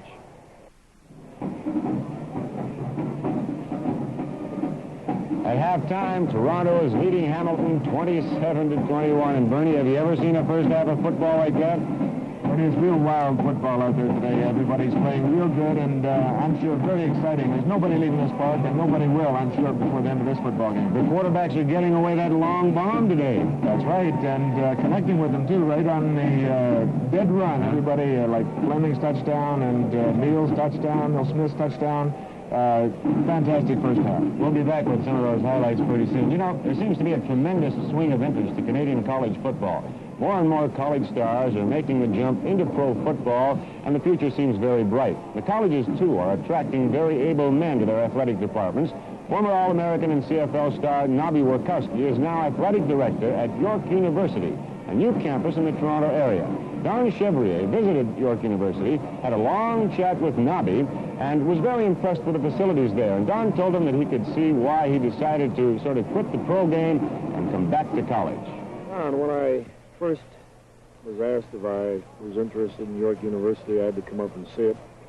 I'd been up here on a number of occasions before, and after I saw what was up here and the type of facilities that are going to be up here in the future, then I certainly decided that this was for me. You have, apart from yourself, an all-round professional coaching staff here at York. Well, professional insofar as they played professional. We don't coach as professionals or as a professionals would coach the boys, but yes, we have Doug McNichol, who played with Montreal and Toronto. We have Claire Exelby, who played with Montreal, Toronto, and Calgary, and Yuli Curtis, who played with Toronto. This is unusual as far as Canadian college coaching is concerned, to have so many players who have seen service in Canadian pro football working with college kids who eventually will be in the pro ranks themselves, many of them. Well, we hope so. Certainly we're not going out to coach these boys to become professionals, but if one of them desired to be a pro and he did have the potential, then naturally we would try to help him. Is this the answer, Nobby, to better Canadian talent in the CFL, to have coaches who have played this game professionally themselves? Well, I think people who are dedicated. I definitely believe that if the Canadian kids get better coaching, then they're going to be better football players. Now, as you say, these boys are not trained here to play pro football. Many of them will in your opinion, as coach first year, who are some of the individuals that we might see 4 or 5 years from now in the CFL? Well, I think that our quarterback certainly is outstanding. There was a boy out of De La Salle High School here in Toronto, Larry Iacino. He's not very big, but he's an excellent quarterback, has a good arm, good mind, can roll out, and could probably be my best defensive halfback if I so desired to play him. Then a fellow that really came along, one of my halfbacks, Sheldon Peddle. I think that Shelly's got everything to be a pro if he so desires again. Mind you, he's a little small, but we don't measure a man by his size, we measure him by his height. And I think that we have another boy that has pro potential if he so desires. This is another freshman, Jim Miller. Jim's about 6'3", about 190 pounds, and I think that 3 or 4 years from now, people may be hearing about him. You would say then that college football in Canada is on the upswing, both in terms of interest and playing caliber. Certainly, I think so. In 1951 and 2, when I first arrived in Toronto, I used to see the University of Toronto practice and play, and certainly at that time, there were spectators in the stands to the tune of 23,000 people a game. I think that University of Toronto this year has averaged around 13,000 people. I think that it is on the upswing. I think that the College Bowl and all the other things that the people are trying to do to promote college football, and certainly the contract that CBC has concerning college football is going to add a little incentive to the boys who want to really play Canadian college football. Now, to sum up, will the future see more Canadian kids coming to Canadian universities to be trained possibly for pro football as opposed to the scholarship system that has sent so many down to the United States? Well, I think so. I like to think that the kids are going to want to come here because, in essence, they can get as good a coaching now here in Canada as they can down in the States. You are always going to get the kid that does not have the money or the finances to go to Canadian university. Therefore, he may accept that scholarship down there, or he may not have grade 13, only grade 12, and again, not eligible for Ontario school. Well, Nobby, there's no doubt the future is bright for you here at York. We wish you all the luck in the world. Thank you, Don. Former Argonaut player and coach, Nobby Workowski.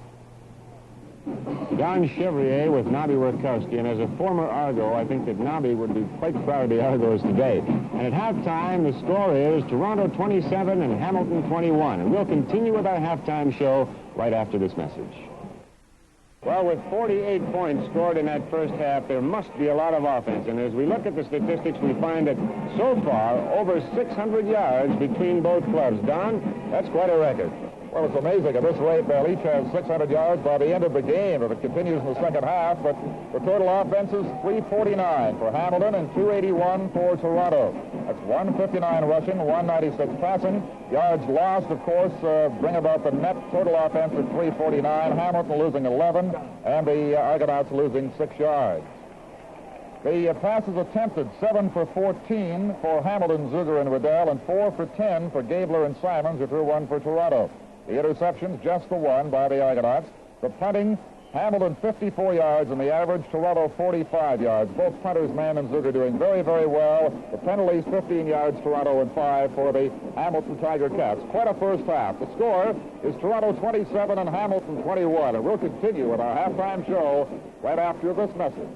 As many of the scoring plays as possible. A wild first half, as we said, and Hamilton jumped after that very quick lead of 14-0. That first one came as a surprise, really, Bernie, because that Hamilton club was all fired up, and I think Toronto was a little tight. I think so, and Joe Zuger on an option play was a little bit of a wrinkle that the Hamilton Tigers Cats did put in, and this was an option play, and Zuger made a fine run cutting back here and driving his way in that end zone for that first surprise touchdown, really, that the Hamilton Tiger Cats did have. And they came right back just a few moments later. A fellow by the name of Alan Smith seemed to get out there, and again, touchdown. First pass that the Hamilton Tiger Cats threw, and it was off that belly series that Zuger scored on. He threw to Alan Smith, and Smith makes a great effort here, as you see, and getting down in there to make it 14-0 in favor of Hamilton this particular time. I think one of the most electrifying runs we've seen in many, many seasons is the one that Simons got to get that Toronto club back in the running. It seemed to lift him, and Simons just blew up that sideline. 100 yards, good blocking in there by the offensive guards, and once Simons gets on that sideline, and if there's any controversy about Simon's speed at all. Just look at it here. A real fine run, a fine bid, too, for Simons and that Shirley Award, Bernie. Dave Mann came back in just a few moments later after that and kicked a field goal, got the Argos even a little closer, 14-10. Then all of a sudden, the Argos were back in it again, and Gabler was passing to Neil Smith. And Teddy Page was right on the play, but Smith made a great catch, rolled off Teddy Page, and ran unmolested in for the touchdown. That gave them a 17-14 lead, but the Tiger Cats weren't dead at that point either, because they again started to roar back. The defenses seemed to be shaky at this point. Well, they were rocking back and forth, and as you'll see right here, Zuger throws a long pitch down to Fleming, and Fleming outruns the deep defenders for the touchdown. This is kind of a game, Ernie, that is very exciting to the fans, very exciting, back and forth seesaw. If that second half is anything like the first, look out. Well, the score is Hamilton 21, Toronto 27, and we'll return with a second half kickoff right after this message. Don Chevalier with Bernie Filoni, Bob Moyer, Ernie Afghaniz ready for the second half of what has been the most exciting playoff game in memory, at least this first half, and there's every indication that these teams are going to carry on and give us more outstanding football in the final 30 minutes. The Hamilton Tiger Cats are trailing by 6 points, 27-21. This large crowd here on a fairly pleasant November afternoon. It's 45 degrees and has remained at that level ever since the opening kickoff. There's very little wind factor of any kind. And so the teams with a dry field, despite an all-week rain, it seemed, in southern Ontario, because the tarp was laid down early, have been giving us a tremendous show. The Argonauts are going to receive the second half kickoff. The Hamilton Tiger Cats, rallying at their bench around head coach Joe Restick, come out knowing they've got to make up the 6 points and go beyond that if they want to meet the Ottawa Rough Riders in the Eastern Conference Final. The Rough Riders are so strong that many of the wags here have remarked that it's like competing for the right to go into a meat shopper. Although Hamilton was very close with the Ottawa Rough Riders in their last game, 27-24 they lost in the late minutes. And the Argonauts have been improving every game against Ottawa, too. So whichever team wins, it should be quite an Eastern final. This one is far from being settled. Tommy Joe Coffey gets the ball set in the tee at the 45-yard line. And the referee, Gibbs Sagan, signals the start of this third quarter. Neil Smith at the 20-yard line is out to the 35 from where the Argonauts will scrimmage and put the ball in play. First and 10, a 15-yard return of a 45-yard kick by Coffey.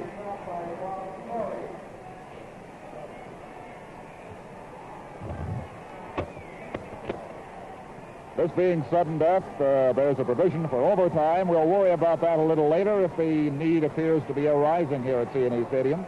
6 points between the teams now, 27-21. Argos lead. Gabler tossed down by Vitti near the 27-yard line. Will lose 8 on the play.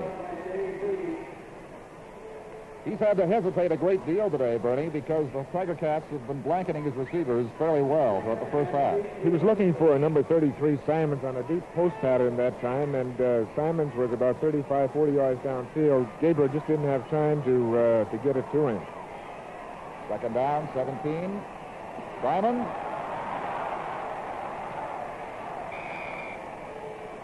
Gets near the 34-yard line. Miller tackled him, number 35 for Hamilton. But on 3rd and 11, the Tiger Cats will get the ball back as the Argonauts' Dave Mann comes into front.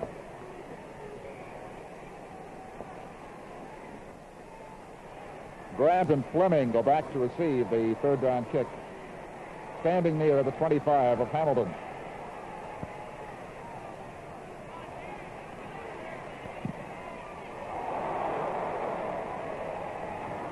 Fleming at the 23, at the 31-yard line, is brought down.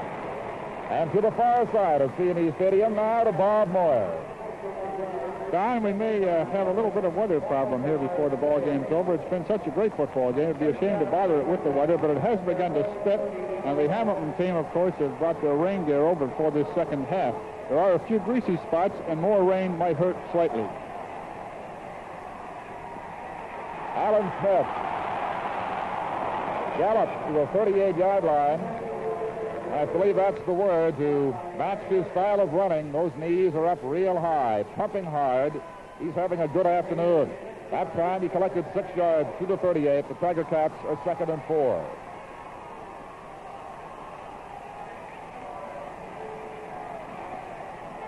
Christian, number 72 left. Smith right with Beatty. Bethia countering near the 44-yard line and should have the first down. Number 44, Alan Ray Aldridge, made the tackle for the Argonauts. And it's first down, Hamilton. Willie Bethia, the power fullback, jumping up in there very hard and brought down with elbows, knees, and everything that Aldridge and the defensive people could throw in there at him, but he made that first down. About the only thing we haven't seen today is Aldridge in his pyramid field goal blocking attempt, but that may come later. Here's Bethia. 49-yard line. The gain is better than 5. Aldridge again with the tackle.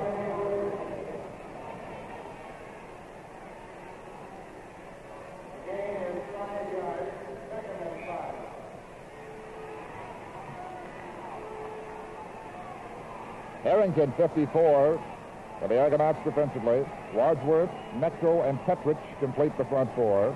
Martin, Alan Ray Aldridge, and Blum are the linebackers. And Alan Smith runs right through people. Blum finally stopped him over midfield to 53, but it is another Tiger Cat first down.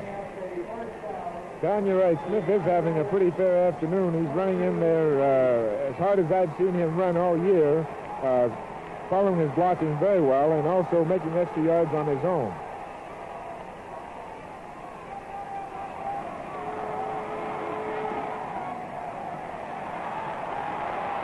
Duger for Christian. Edward intercepts.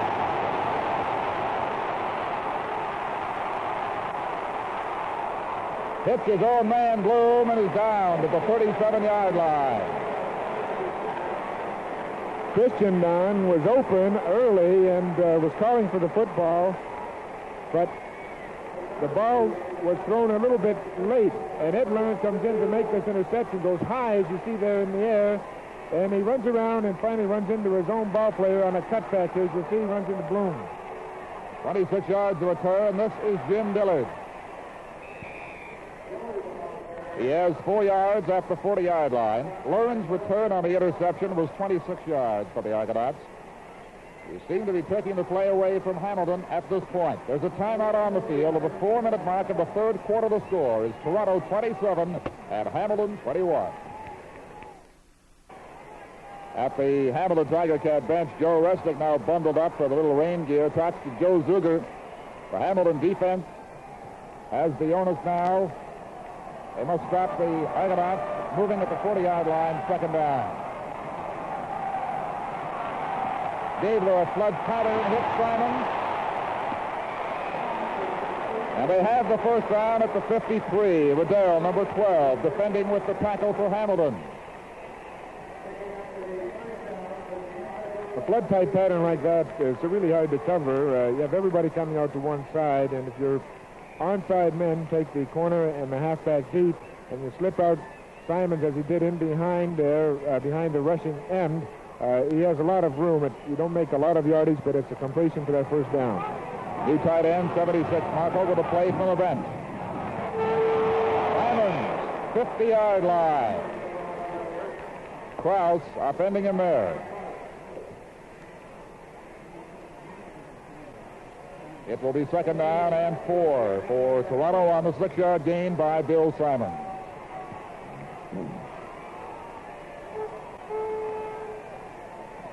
The lights on at CNE Stadium have been for some time. Light rain falling. Third quarter. Gabler for Simon. Page just caught him at the 8-yard line. Caught him by the heel. It would have been a touchdown. Simon's coming out of the backfield and going back against the grain. Makes this catch. Look at that catch. And Page just catches him by the heel, as you say, to save that touchdown. The advance is 43 yards. Argonauts first and goal to go inside the 10 at the 8.5. 71, Irwin. 33, Simon. Taylor, 24, breaks out and sets wide left.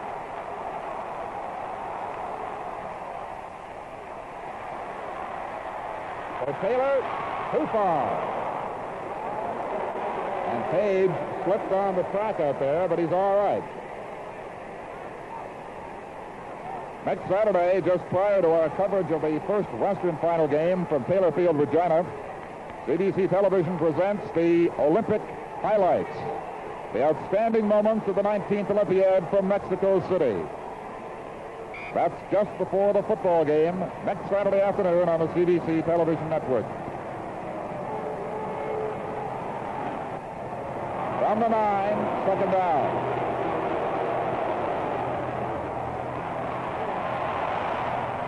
Gabler tried to escape with a pass to Dillard, no good. And that rush has been bothersome to Gabler this afternoon. Mosca and Laughlin and Beatty have been getting to him or near him frequently, and he's hurried many of his throws. Argonauts third down, goal to go at the 9. Dave Mann, as the fans defend against the rain, will attempt a field goal from the 17-yard line. Angle right.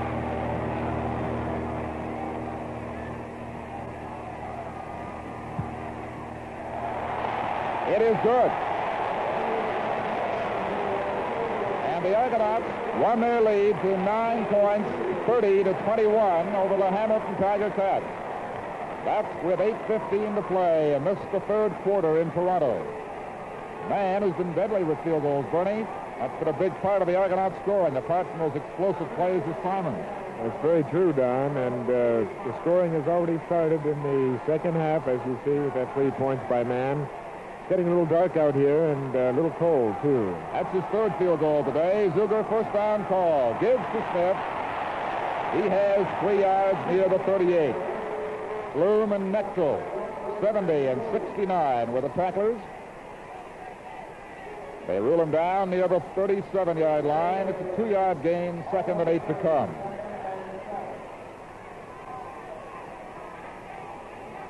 There's Dave Mann with a change of footwear at the sideline.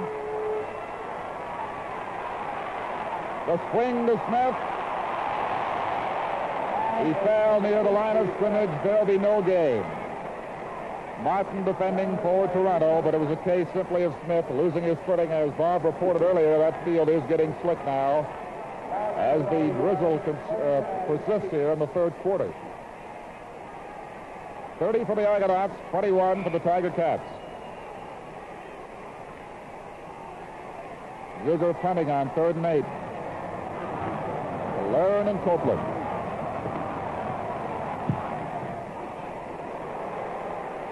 Ed Lard.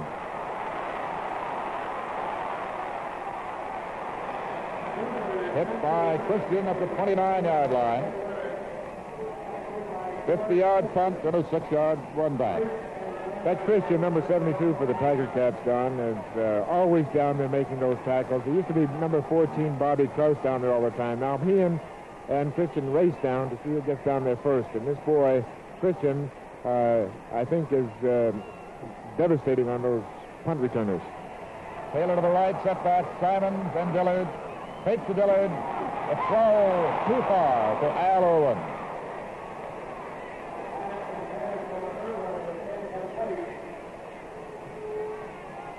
Gabler is not having a big passing day, Bernie. In fact, he's had trouble the last 3 games. What might be wrong? Well, Don, he's throwing the ball a little far. Maybe it's a little over-anxious. I don't know. But I thought on most of his occasions today that he's throwing the ball fairly well. He has overthrown on a few occasions only. Second down play, 29-yard line, motion right. Gabler cheats, but doesn't get much. Maybe 2 yards at the 31. Actually, Gabler's completion record today is not that bad, as you say, 9 for 17. Zuger is 5 for 11, so they're both near the 50% mark in completions on this game. 3rd and 8, man to punt.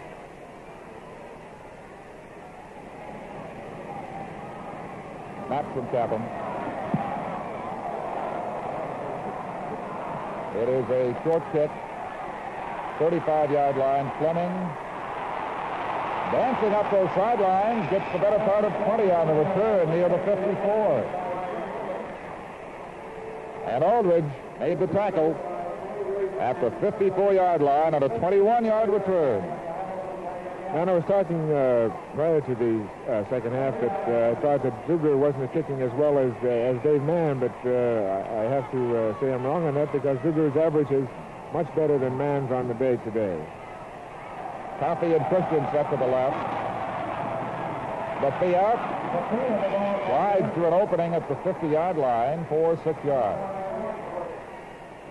59, Wadsworth was the tackler for Toronto.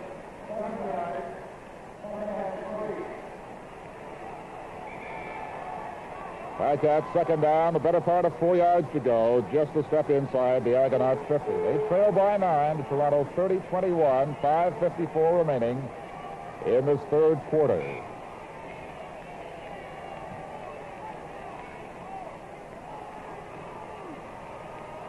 Christian left, Smith in motion left. Bethia, 45-yard line, has the Hamilton first down. Wadsworth again with the tackle. Zuger is mixing his running backs well. He seems to go in sort of spurts with them, Bernie. First with Smith. Now he's come back to Bethia. He's been effective. He has been effective. The big effectiveness, though, Don, is number 55, Danichuk, blocking on Wadsworth. Even though Wadsworth's been making the tackle, Bethia's gained yards.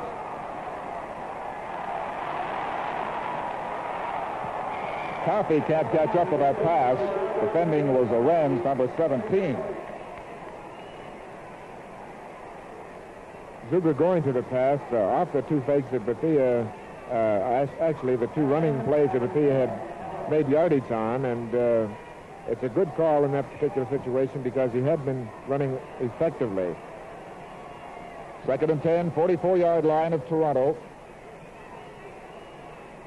Bethia is set in the backfield. Smith fans out to the right.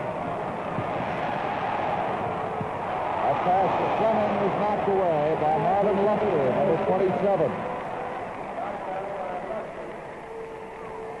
3rd and 10 now at the 44-yard line as the Tiger Cats finally run out of gas.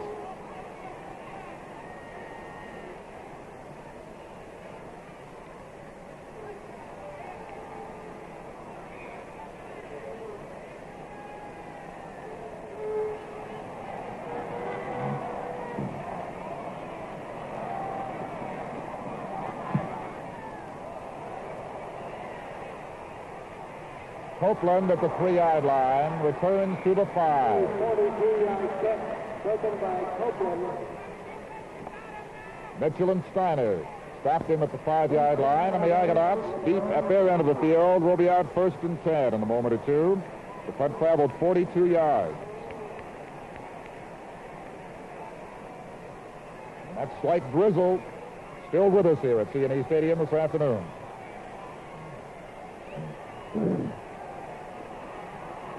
Taylor left. Bill Simon to the 13-yard line. 8 yards will be the gain. Barry Hansen, number 28, the principal tackler on that play for Hamilton. We really miss Johnny Henley. There's no question about that on the deep defensive file, Bernie. Yes, they do. And it's a lot of boys, really. It's been, we've had to replace a lot over the year, Don. Jim Dillard is close to the first down at the 15-yard line where he's met by Al Miller, number 35. It is an Argonaut first down. And now let's get this report from Ernie Afaganis. Don, I just talked to Dick Thornton and asked him if Hamilton was doing anything different, and he said not much. They're just trying to run at us very quick, changing people in positions and trying to confuse us, but nothing really different.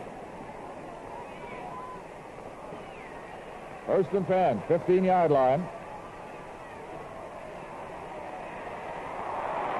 Gabler is down for a loss. Back at the 4. John Barrow and Billy Ray Loughlin were both there, and he thought better of throwing the ball in that kind of company.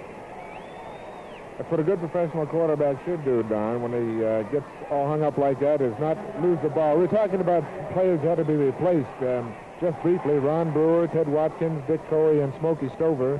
And, of course, Ronnie Henley isn't in this ball game, but these boys had to be replaced for the full season. Abel's lost 25 yards trying to pass. Simons with the ball. He was caught from behind at the 10-yard line. Wilbert Scott came across to bring him down, to break down some of that blocking in front of Simons. There's a timeout on the field. At the 12-minute mark of this third quarter, the score is Toronto 30 and Hamilton 21. Might apologize, too, if the brilliance of our color picture is not what it normally might be, but it's a pretty dark afternoon here in Toronto. And a little wet right about now as well. That kick is almost blocked. There's a contacting call at the 45-yard line. Tommy Grant is down to the 36-yard line. There are two kinds of penalties now on this. One is contacting and one is roughing. The contact certainly was made. Dave Mann dumped by Dewey Lincoln as he got that ball away. I don't know whether you got a chance to see that. However, Dave Mann's punt, his leg was down, and he was rocked pretty hard. Therefore, it is a contact of the kicker, or roughing the kicker call. And the Argos have the ball, first down. That's an automatic first down. They keep possession at the 10. Out they come with Taylor set to the left. Jim Dillard, met by Wilbert Scott, doesn't get far. Why is it short, or why can't he hit that guy out in the open? But if you could have seen number 50, Billy Ray Loughlin, faked all over Wally Gabler at the time he was throwing that football, I'm sure you would understand why. So Mann will kick again as the Argonauts cannot advance the ball for a first down and 2 plays. He stands at the goal line for the snap from Alan Ray Aldridge. Lifts a good kick. Down to Tommy Grant, Hamilton 40. At the 45, he is rocked on an immediate first tackle by Chuck Lebrock. The punt traveled 58 yards. Just over a minute to play in the third quarter, and Hamilton is trailing by 9, 30-21. Ticats with the ball, 46-yard line, their own first down. Christian, 72, set to the left. Fleming, wide right. Flag throw. Smith gets a couple.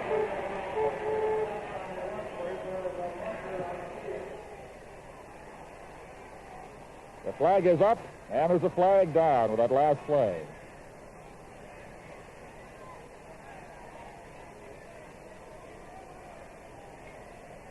It's Sagan, number 28, talking with Ellison Kelly and Joe Zuger, indicating offside Toronto. Hamilton's decision is to accept the penalty.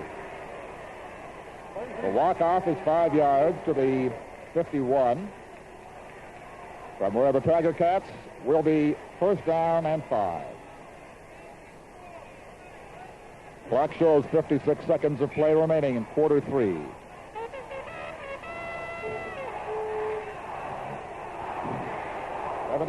Christian to the left. Willie Bethea inside the 35 at the 33-yard line, met by Arends and Dye. Bethea on that off-tackle belly series that has been so effective for him all afternoon is picking up good yardage before he's tackled down by Dye and Arends. And that's the play early in the first half also that number 22 Smith scored on a pass play after the fake.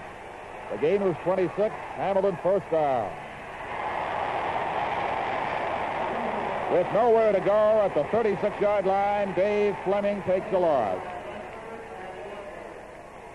He will lose 3 yards, 2nd and 13 coming up.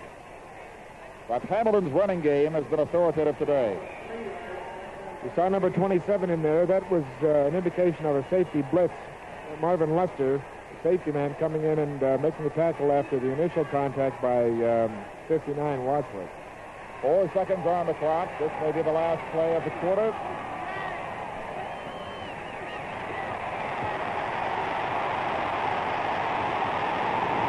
Lester has Zuger for a loss at the 50.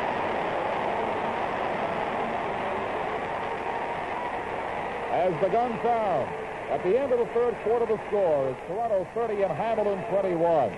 We'll have more CFL playoff action after this message. If you're enjoying this game, well, there's much more CFL activity to come as these playoffs continue east and west. Tomorrow, Edmonton versus Calgary to settle the finalists against Saskatchewan in the Western Conference. And then the winner next Saturday against the Saskatchewan Roughriders on CBC Television full network in color from Taylor Field, Regina. 3rd down and 25, Tiger Cats at the 48-yard line, and Tommy Joe Coffey is being called upon to attempt a 55-yard field goal from midfield, Zuger holding.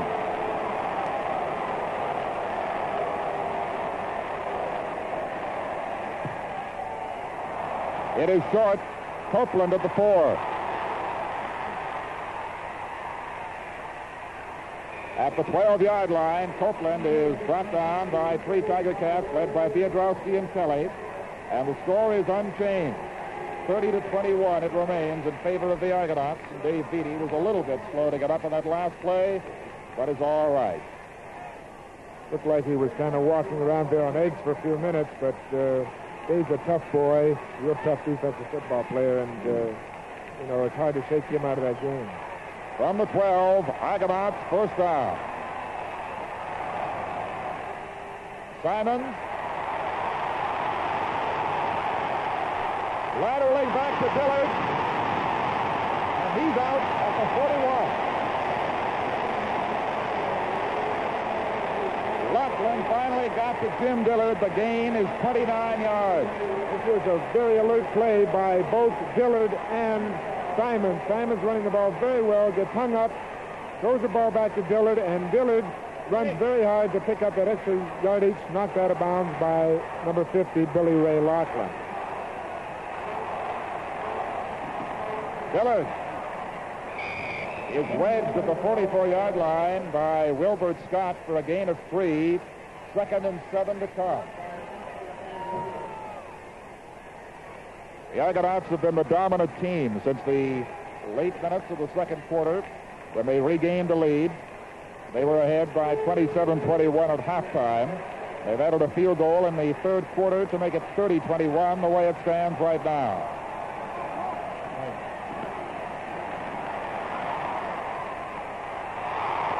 It is picked off by Teddy Page at the 52-yard line. A big defensive play for Hamilton.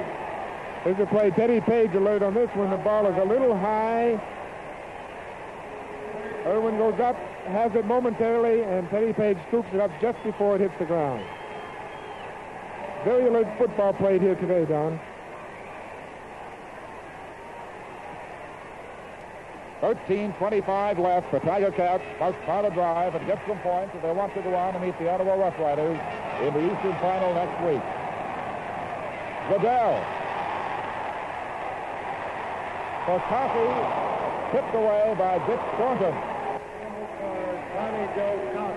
And Learn takes a quick trip right over the back of the Hamilton bench, but he's all right.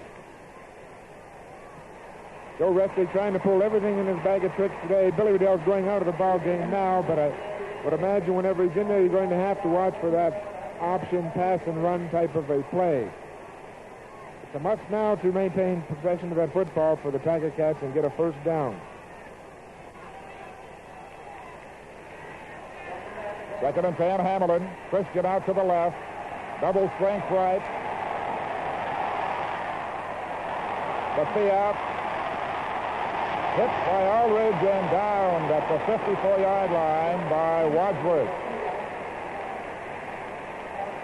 Marvin Lester, the safety man, the free man, coming up and playing sort of like a short linebacker, plays his play very well, and you can see his movements coming over there to see that screen is a good hit to help Alan Aldridge on that screen play to Willie Bethia.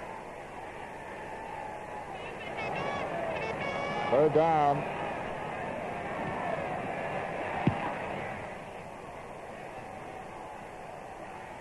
Ed Learn, 6-yard line, is out at the 8-yard line. They've been playing this game as much on the track, Bernie, as they have on the field. 48 yards, that punt. The Argonauts have it first down at their 8-yard line. They need some ball control now to run out the time and retain this 9-point lead, 30-21. 12 and a half minutes remain until full time at C&E Stadium for sudden death Eastern Conference semifinal game. Taylor to the right. Prophet is the right end. Irwin left. Gabler gets a block and is down to the 14-yard line by Gord Christian. The gain is going to be 6 yards. That was sort of a strange play, Don. I don't really know whether that was a planned play for Wally Gabler to run or not. He faked to the two big backs and came out to that side, running the ball. It was a good football action. You know, the quarterback should never lose possession of the football inside his own 5-yard line, and perhaps maybe Gabler wants to hang on to it there. Second and 4. Motion left. Prophet, 21-yard line, first down. Scott made the tackle. Wally Gabler got up pretty slow on that. John Barrow was on a Mad Dog rush and caught Gabler just as he had thrown the ball to Prophet. You might notice that Wally Gabler is throwing shorter passes and trying to have ball control here now to run out the clock. Jim Dillard, big opening.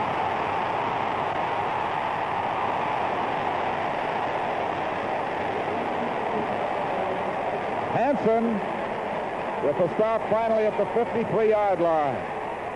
Dillard, after a couple of good blocks and following in behind Bray, number 57, who knocks Richardson down. We were talking about Dillard not showing as well as before, but look at him run now. There's a timeout on the field at the 4-minute mark of the fourth quarter. The score, Toronto 30, Hamilton 21. Has rushed for 151 yards in 14 attempts today, and Jim Dillard 102 yards and 12 carries for the Argonauts. Out they come. First down. This time, Simons has little or no gain. Dave Beatty, number 70, containing him at the 52-yard line where he might have one.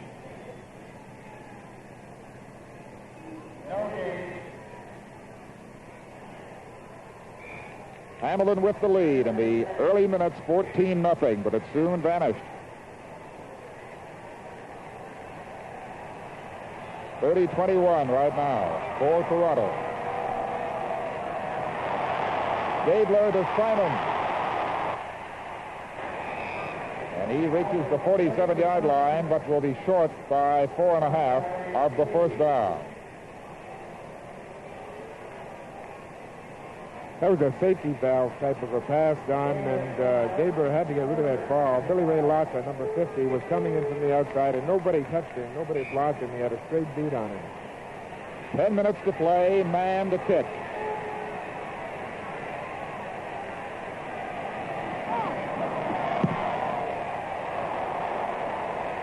Dave Fleming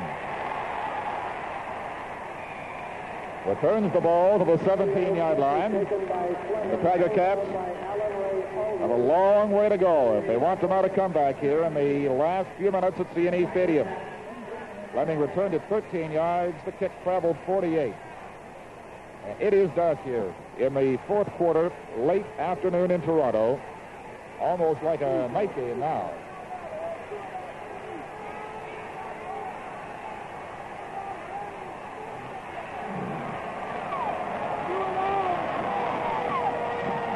Bethia gets across the 20 down to the 22-yard line. He's going to have the better part of 5 yards. Loon 70, Metcalf 69, stopping him for the Argonauts. 9:18 with the clock moving. That's the amount of time remaining in this game. Fleming, 21, to the right. Christian and Coffey to the left. Alan Smith gallops for a first down at the 29-yard line.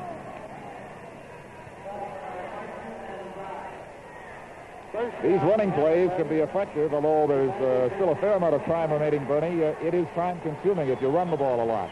That's right. They waste the time on the clock with a little over 8 minutes left in the ball game, and the Tiger Cats are going to have to move that football and going to have to score big. Fleming.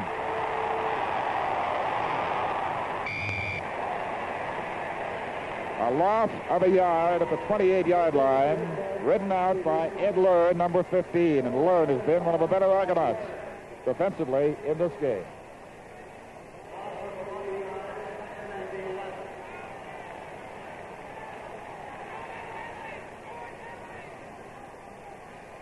To indicate just how much the Tiger Cats have emphasized running, they have thrown for only one first down in this entire game.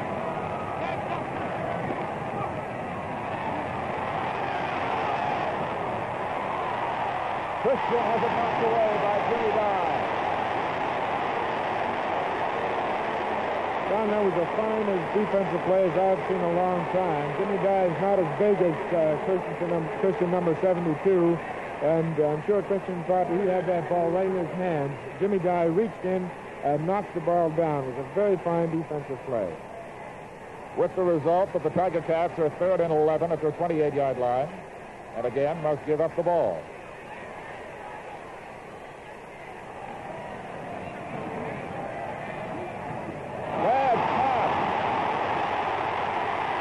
Zuger gets it away.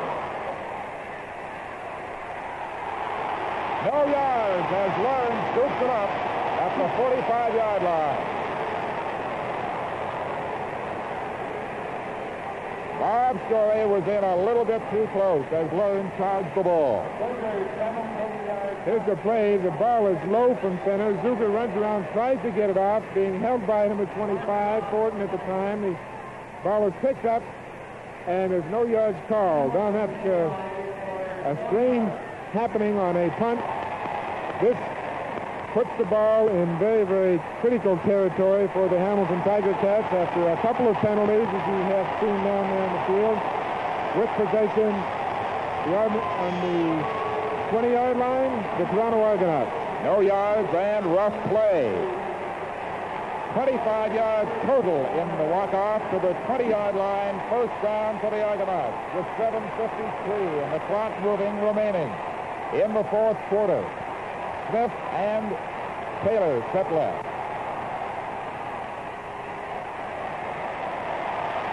Bobby Taylor has it tipped away by Dewey Lincoln. Interference ball. And the Tiger Cats are irate.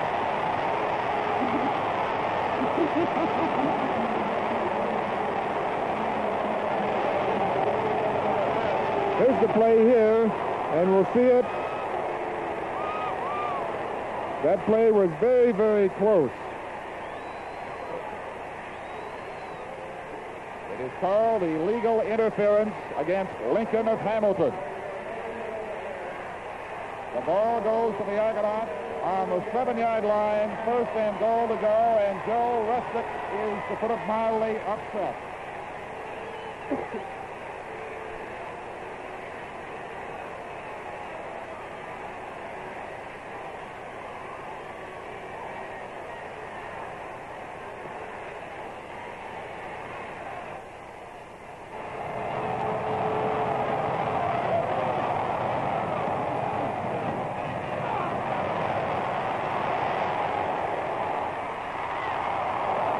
almost intercepted back there. Riddell.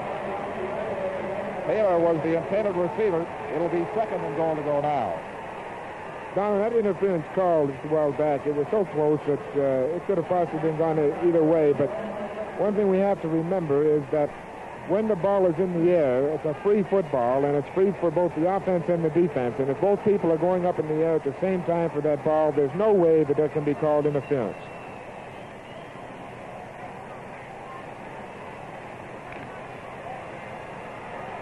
Taylor's left right, up and down. Lyman.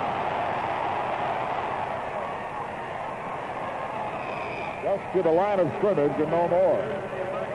But a marker had been thrown at the 5-yard line before that play was completed.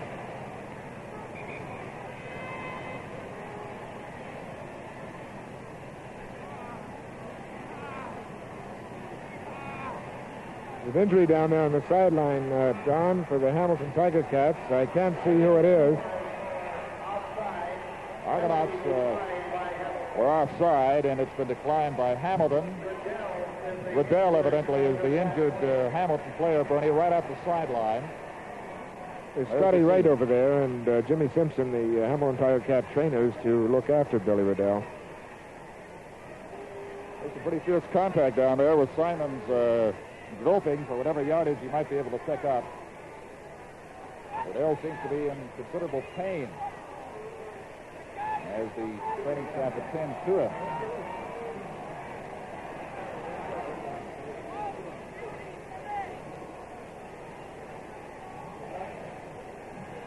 Perhaps Ernie Afghanius will have a report on the extent of that injury or what the problem might be in a moment or two.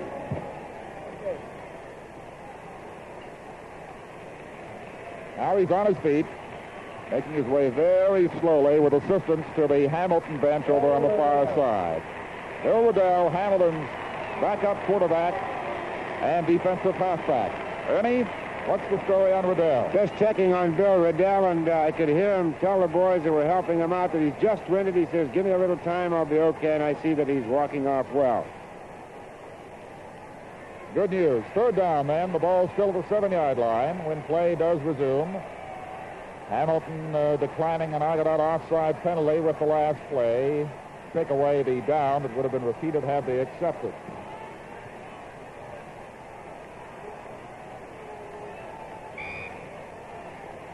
This will bring on Dave Mann for his 4th field goal attempt. He has been good on 3.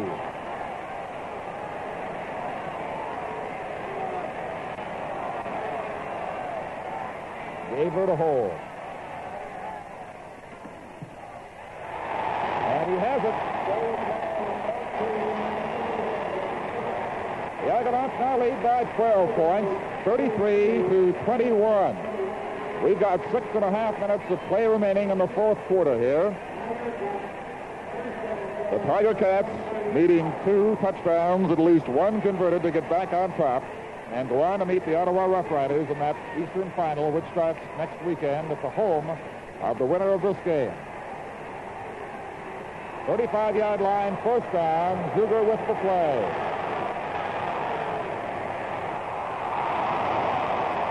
In and out of the hands of Tommy Joe Coffey at midfield.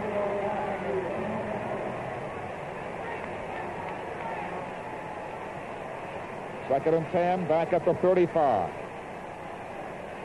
Now it's getting very dark down there on that field, even with the lights on. It's very hard to see, I would imagine, and the ball is a little slippery from the sleep that's in the air.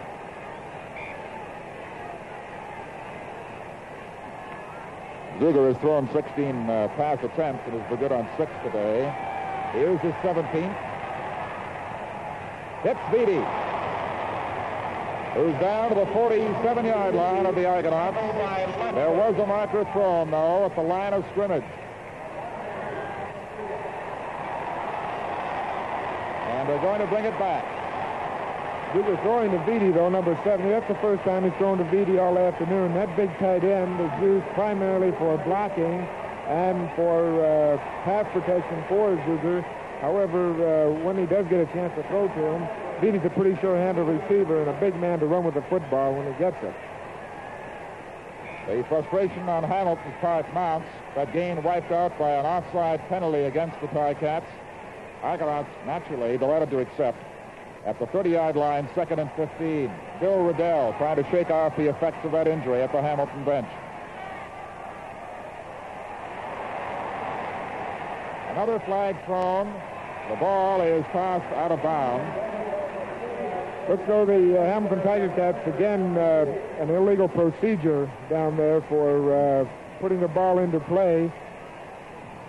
Ellison Kelly, the offensive left tackle, left his three-point stance after he had indicated that he was down, and this is an illegal procedure. It's been declined by the Argonauts. It's 3rd and 15. Again, you have a color set this afternoon. Don't adjust it too strenuously. The darkness of the picture is brought about by the natural elements here at CNE Stadium. It is a dark afternoon with the lights on. Even so, it's not very bright. Zuger's front. Ed Learn, 42-yard line. The Argonauts will put it in play there. Let's check with Bob Moyer.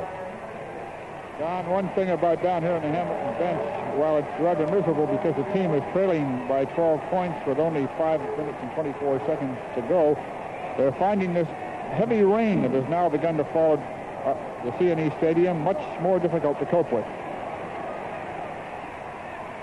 Jim Dillard, 47-yard line, collects 5. Page and Barrow were the tacklers for Hamilton. 5 minutes left in this ball game, Don. Wally Gable will try to run out this clock. Probably mix in the pass whenever he does need it, but if he can gain 4 and 5 yards of play, he'll run with it. Simons, the delay is caught at the 46-yard line. He will lose a yard on the play. Bobby Krause, 14, defending for Hamilton. So with the loss, the Argonauts are 3rd down and almost 6 yards to go at the 46-yard line. They will kick the ball to Hamilton. 4:42 remaining. A wet, dark, late November afternoon.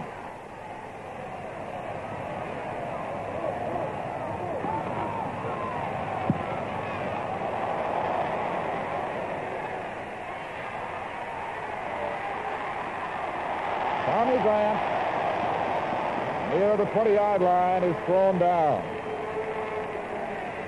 Michael made the tackle. The loss on the return was 4 yards. The kick traveled 42. Hockey fans can watch the St. Louis Blues and Montreal Canadiens on CBC television. Hockey Night in Canada from the revamped Forum in Montreal tonight. Monday, the National Junior Football Final on the CBC television network. Next Saturday, we're in Regina for the first game of the Western Final.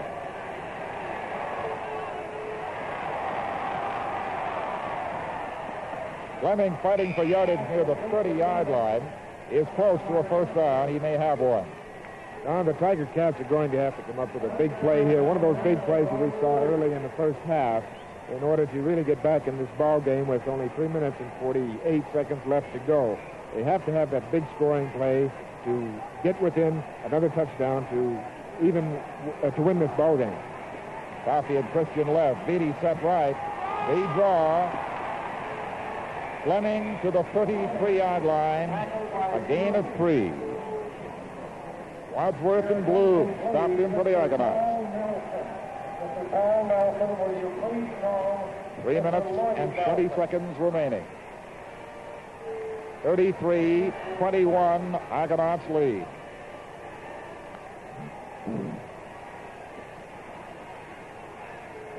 That's deflected out of the hands of Dave Beatty by Ed Learn, but it is an incomplete pass. And again, a familiar situation, 3rd down, Hamilton.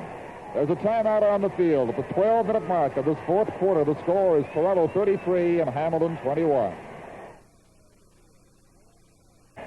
Don Chevrier with Bernie Filoni, Ernie Afaganis, Bob Moyer, our spotter Rod Dutch, and statistician Ron Andrews. The final 3 minutes at CNE Stadium. Zuger, 3rd down front. to Copeland, 24-yard line. And he's back to the 30 where he's met by Bob Story. The Argonauts are 2 minutes and 50 seconds away from another chance to defeat the Ottawa Rough Riders, this time where it counts in the Eastern Conference Final. 53 yards, the length of that punt by Joe Zuger.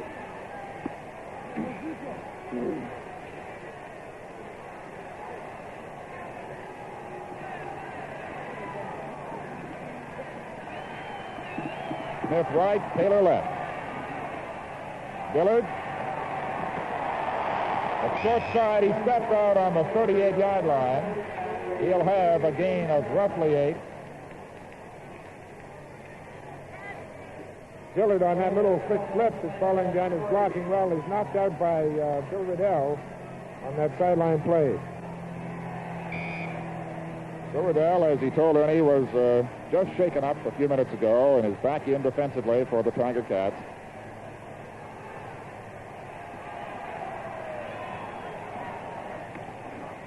Again, that pitch to Dillard. All the way to the 47 of Hamilton.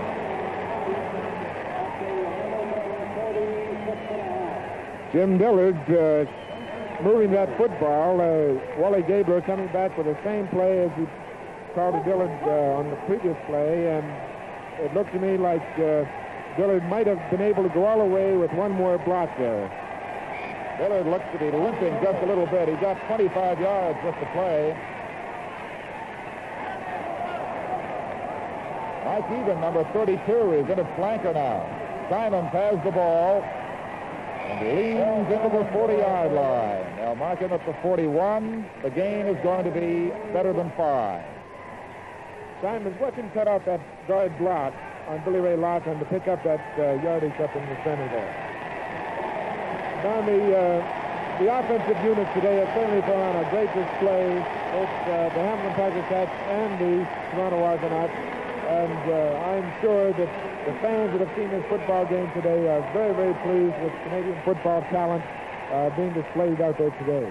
That applause you heard in the background while you were speaking, Bernie, was for Bill Simons out for a rest finally, and Copeland 30 is in playing for him. And Dick Thornton, too, with the ball. Thornton.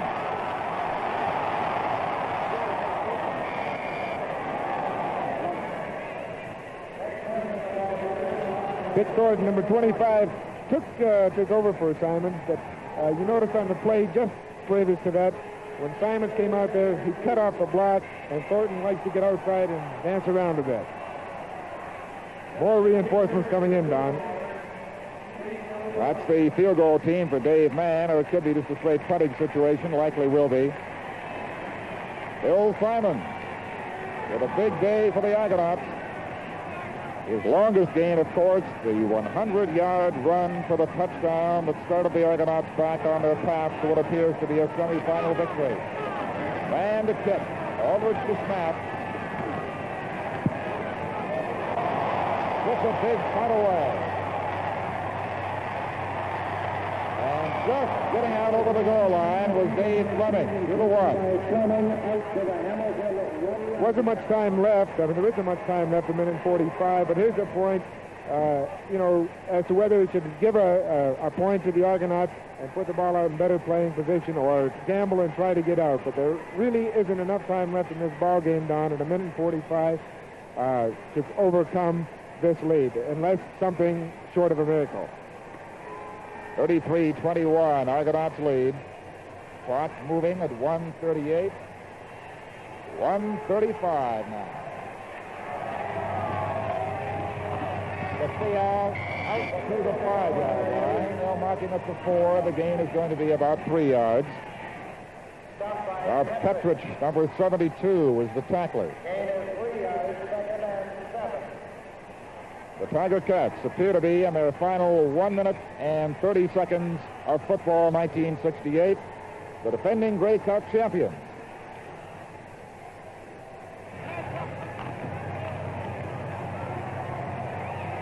Coffey at the 22-yard line, wrestled out by Jimmy Dye.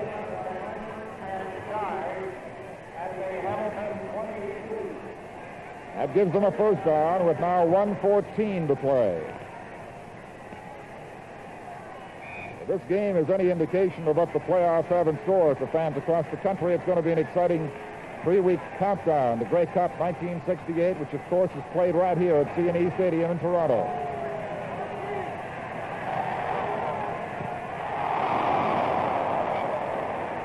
And that ball was very nearly intercepted.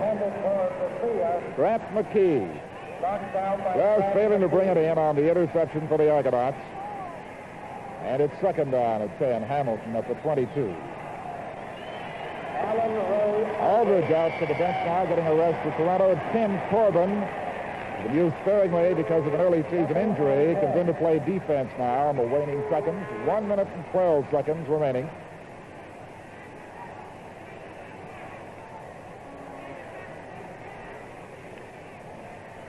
The proud defending champions from Hamilton, the Tiger Cats, needing more than they can handle here today, and the Toronto Argonauts.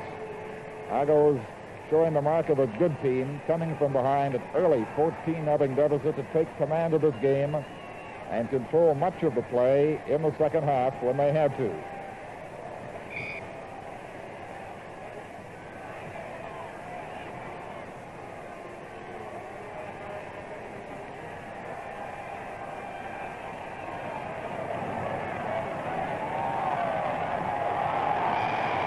Ruger caught for a loss at the 18-yard line by Bob Petrick, number 72.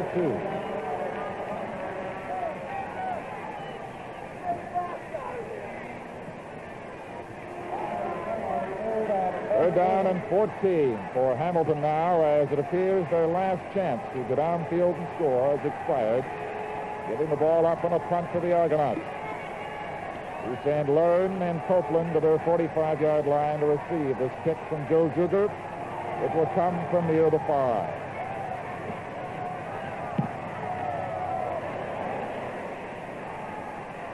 Jimmy Copeland breaks one tackle. He thinks he's still in the field of play, but he's out of bounds away back at the 45-yard line. And the flag is up in the fourth quarter.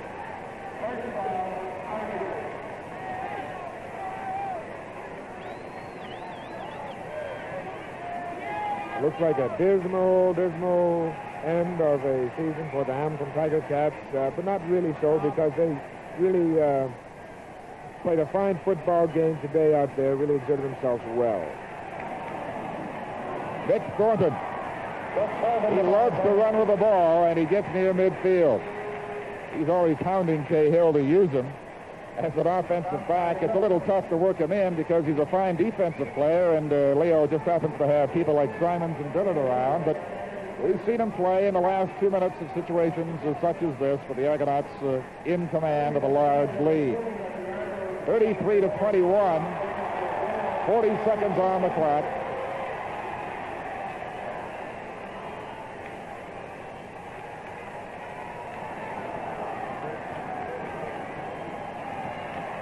Copeland across midfield.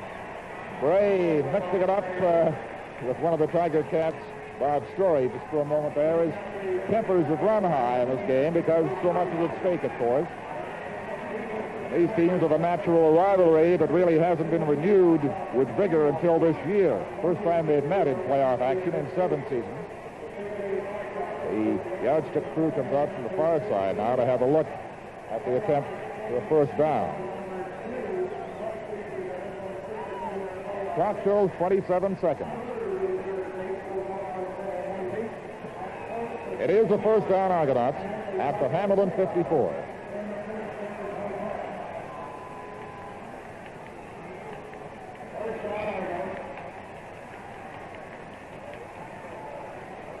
Next Saturday from Taylor Field, the Western Conference opening game of the final series. BBC television will be there. Thornton. Flag thrown. Reaches the Hamilton 40-yard line. Holding is the indication.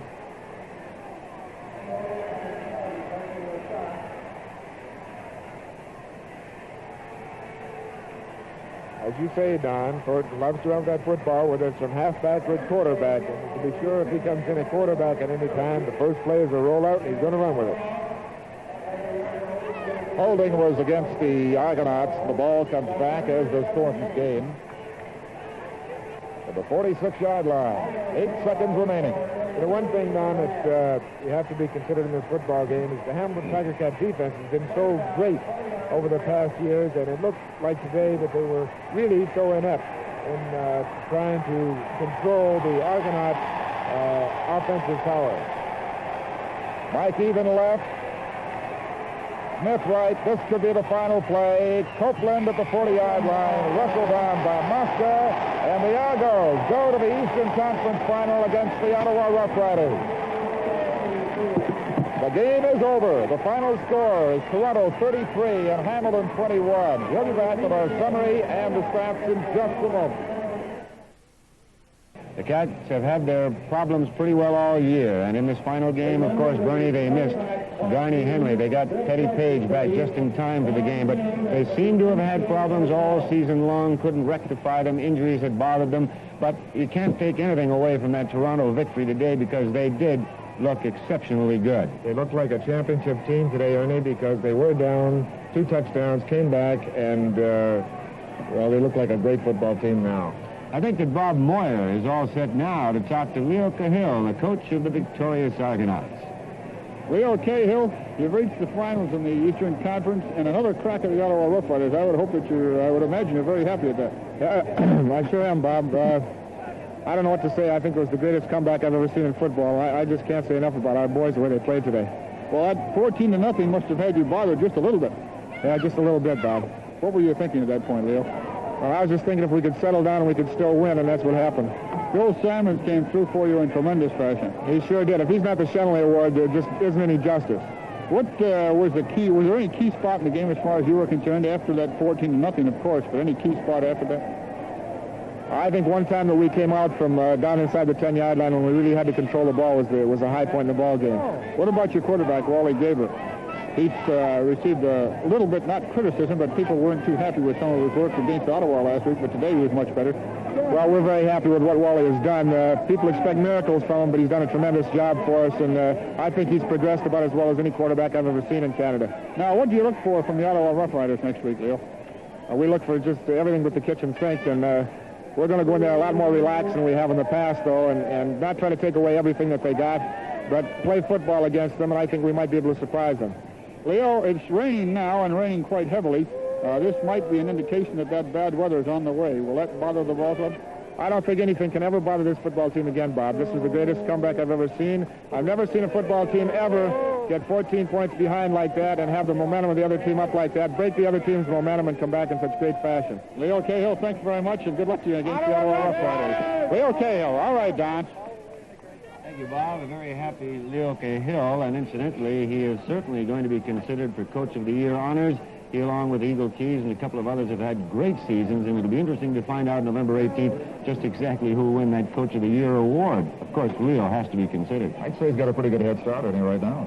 He's done a marvelous job here in Toronto, and even though the Argonauts so far have not been able to beat the Ottawa Rough Riders, they've just about handled everybody else in the country, as we saw them handle Hamilton today with the final statistics. 20 first downs to 12 for Toronto. They mounted a total offense of 566 yards against 378 for Hamilton. Much of that was rushing, thanks to Simons and Dillard, 327 yards. Gabler hitting on 11 of 24, although Simon threw one pass for the Argonauts. 7 of 20 for Zuger and Riddell, with mainly Zuger doing the throwing for Hamilton. Interceptions, 1 apiece.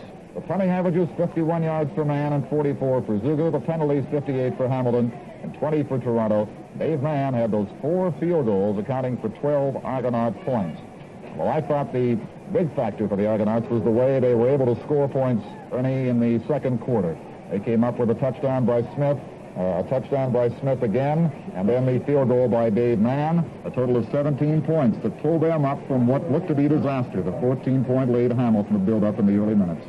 Ernie, did you think that the Argos could pile up that type of an offensive record against Hamilton? When you look at how many yards they gained passing and running today? Well, if you look at what they've done in the past, Ernie, they've been able to move the football but haven't been able to get across the goal line. So they had the potential there, and it had to break out sometime, and today was the day it really broke out. It worked well. One thing you have to really give them credit for is that they were down, and they did come back. And this is a mark of a fine football team, and they're going into a pretty good football team, too, next week with the Ottawa Rough Riders. This should be a real classic series, I think, down to the final wire. And you can bet they'll be hitting. And it must be a little disappointing for the Hamilton Tiger Cats, being the defending champions, to lose out their title, and now they have to go back and think about it all. Right. Okay, our final score here at CNE Stadium is Toronto 33 and Hamilton 21. We want to remind you of the next telecast for the CBC, which will be the Canadian Junior Championship. And it will come from Edmonton on Monday afternoon. It will be the Ottawa Sooners and the Saskatoon Hilltops. That's Monday afternoon in color, coast to coast on the CBC network. The next CFL play will be 1 week from today. That'll be in Regina and will be the first game of the Western Final. That, too, will be in color on the Coast to Coast network of the CBC. Now, on behalf of our sponsors and the CBC television network, this is Ernie Afghani saying goodbye.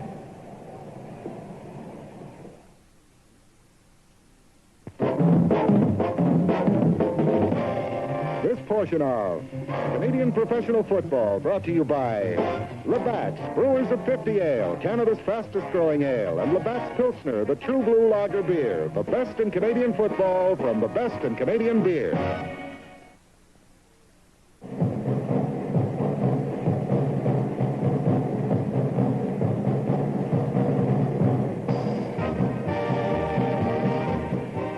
This Eastern Conference semifinal playoff game, telecast live and in color on the Coast to Coast network of the CBC, was produced and directed by George Kent, with technical advice and supervision by Jerry Sokol.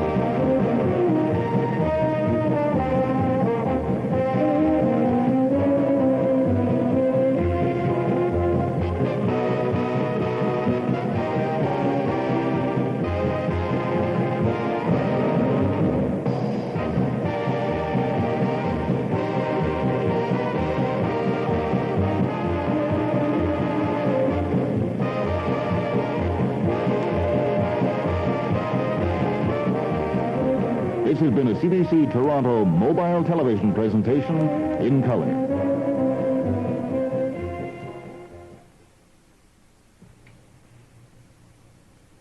This is the CBC Television Network.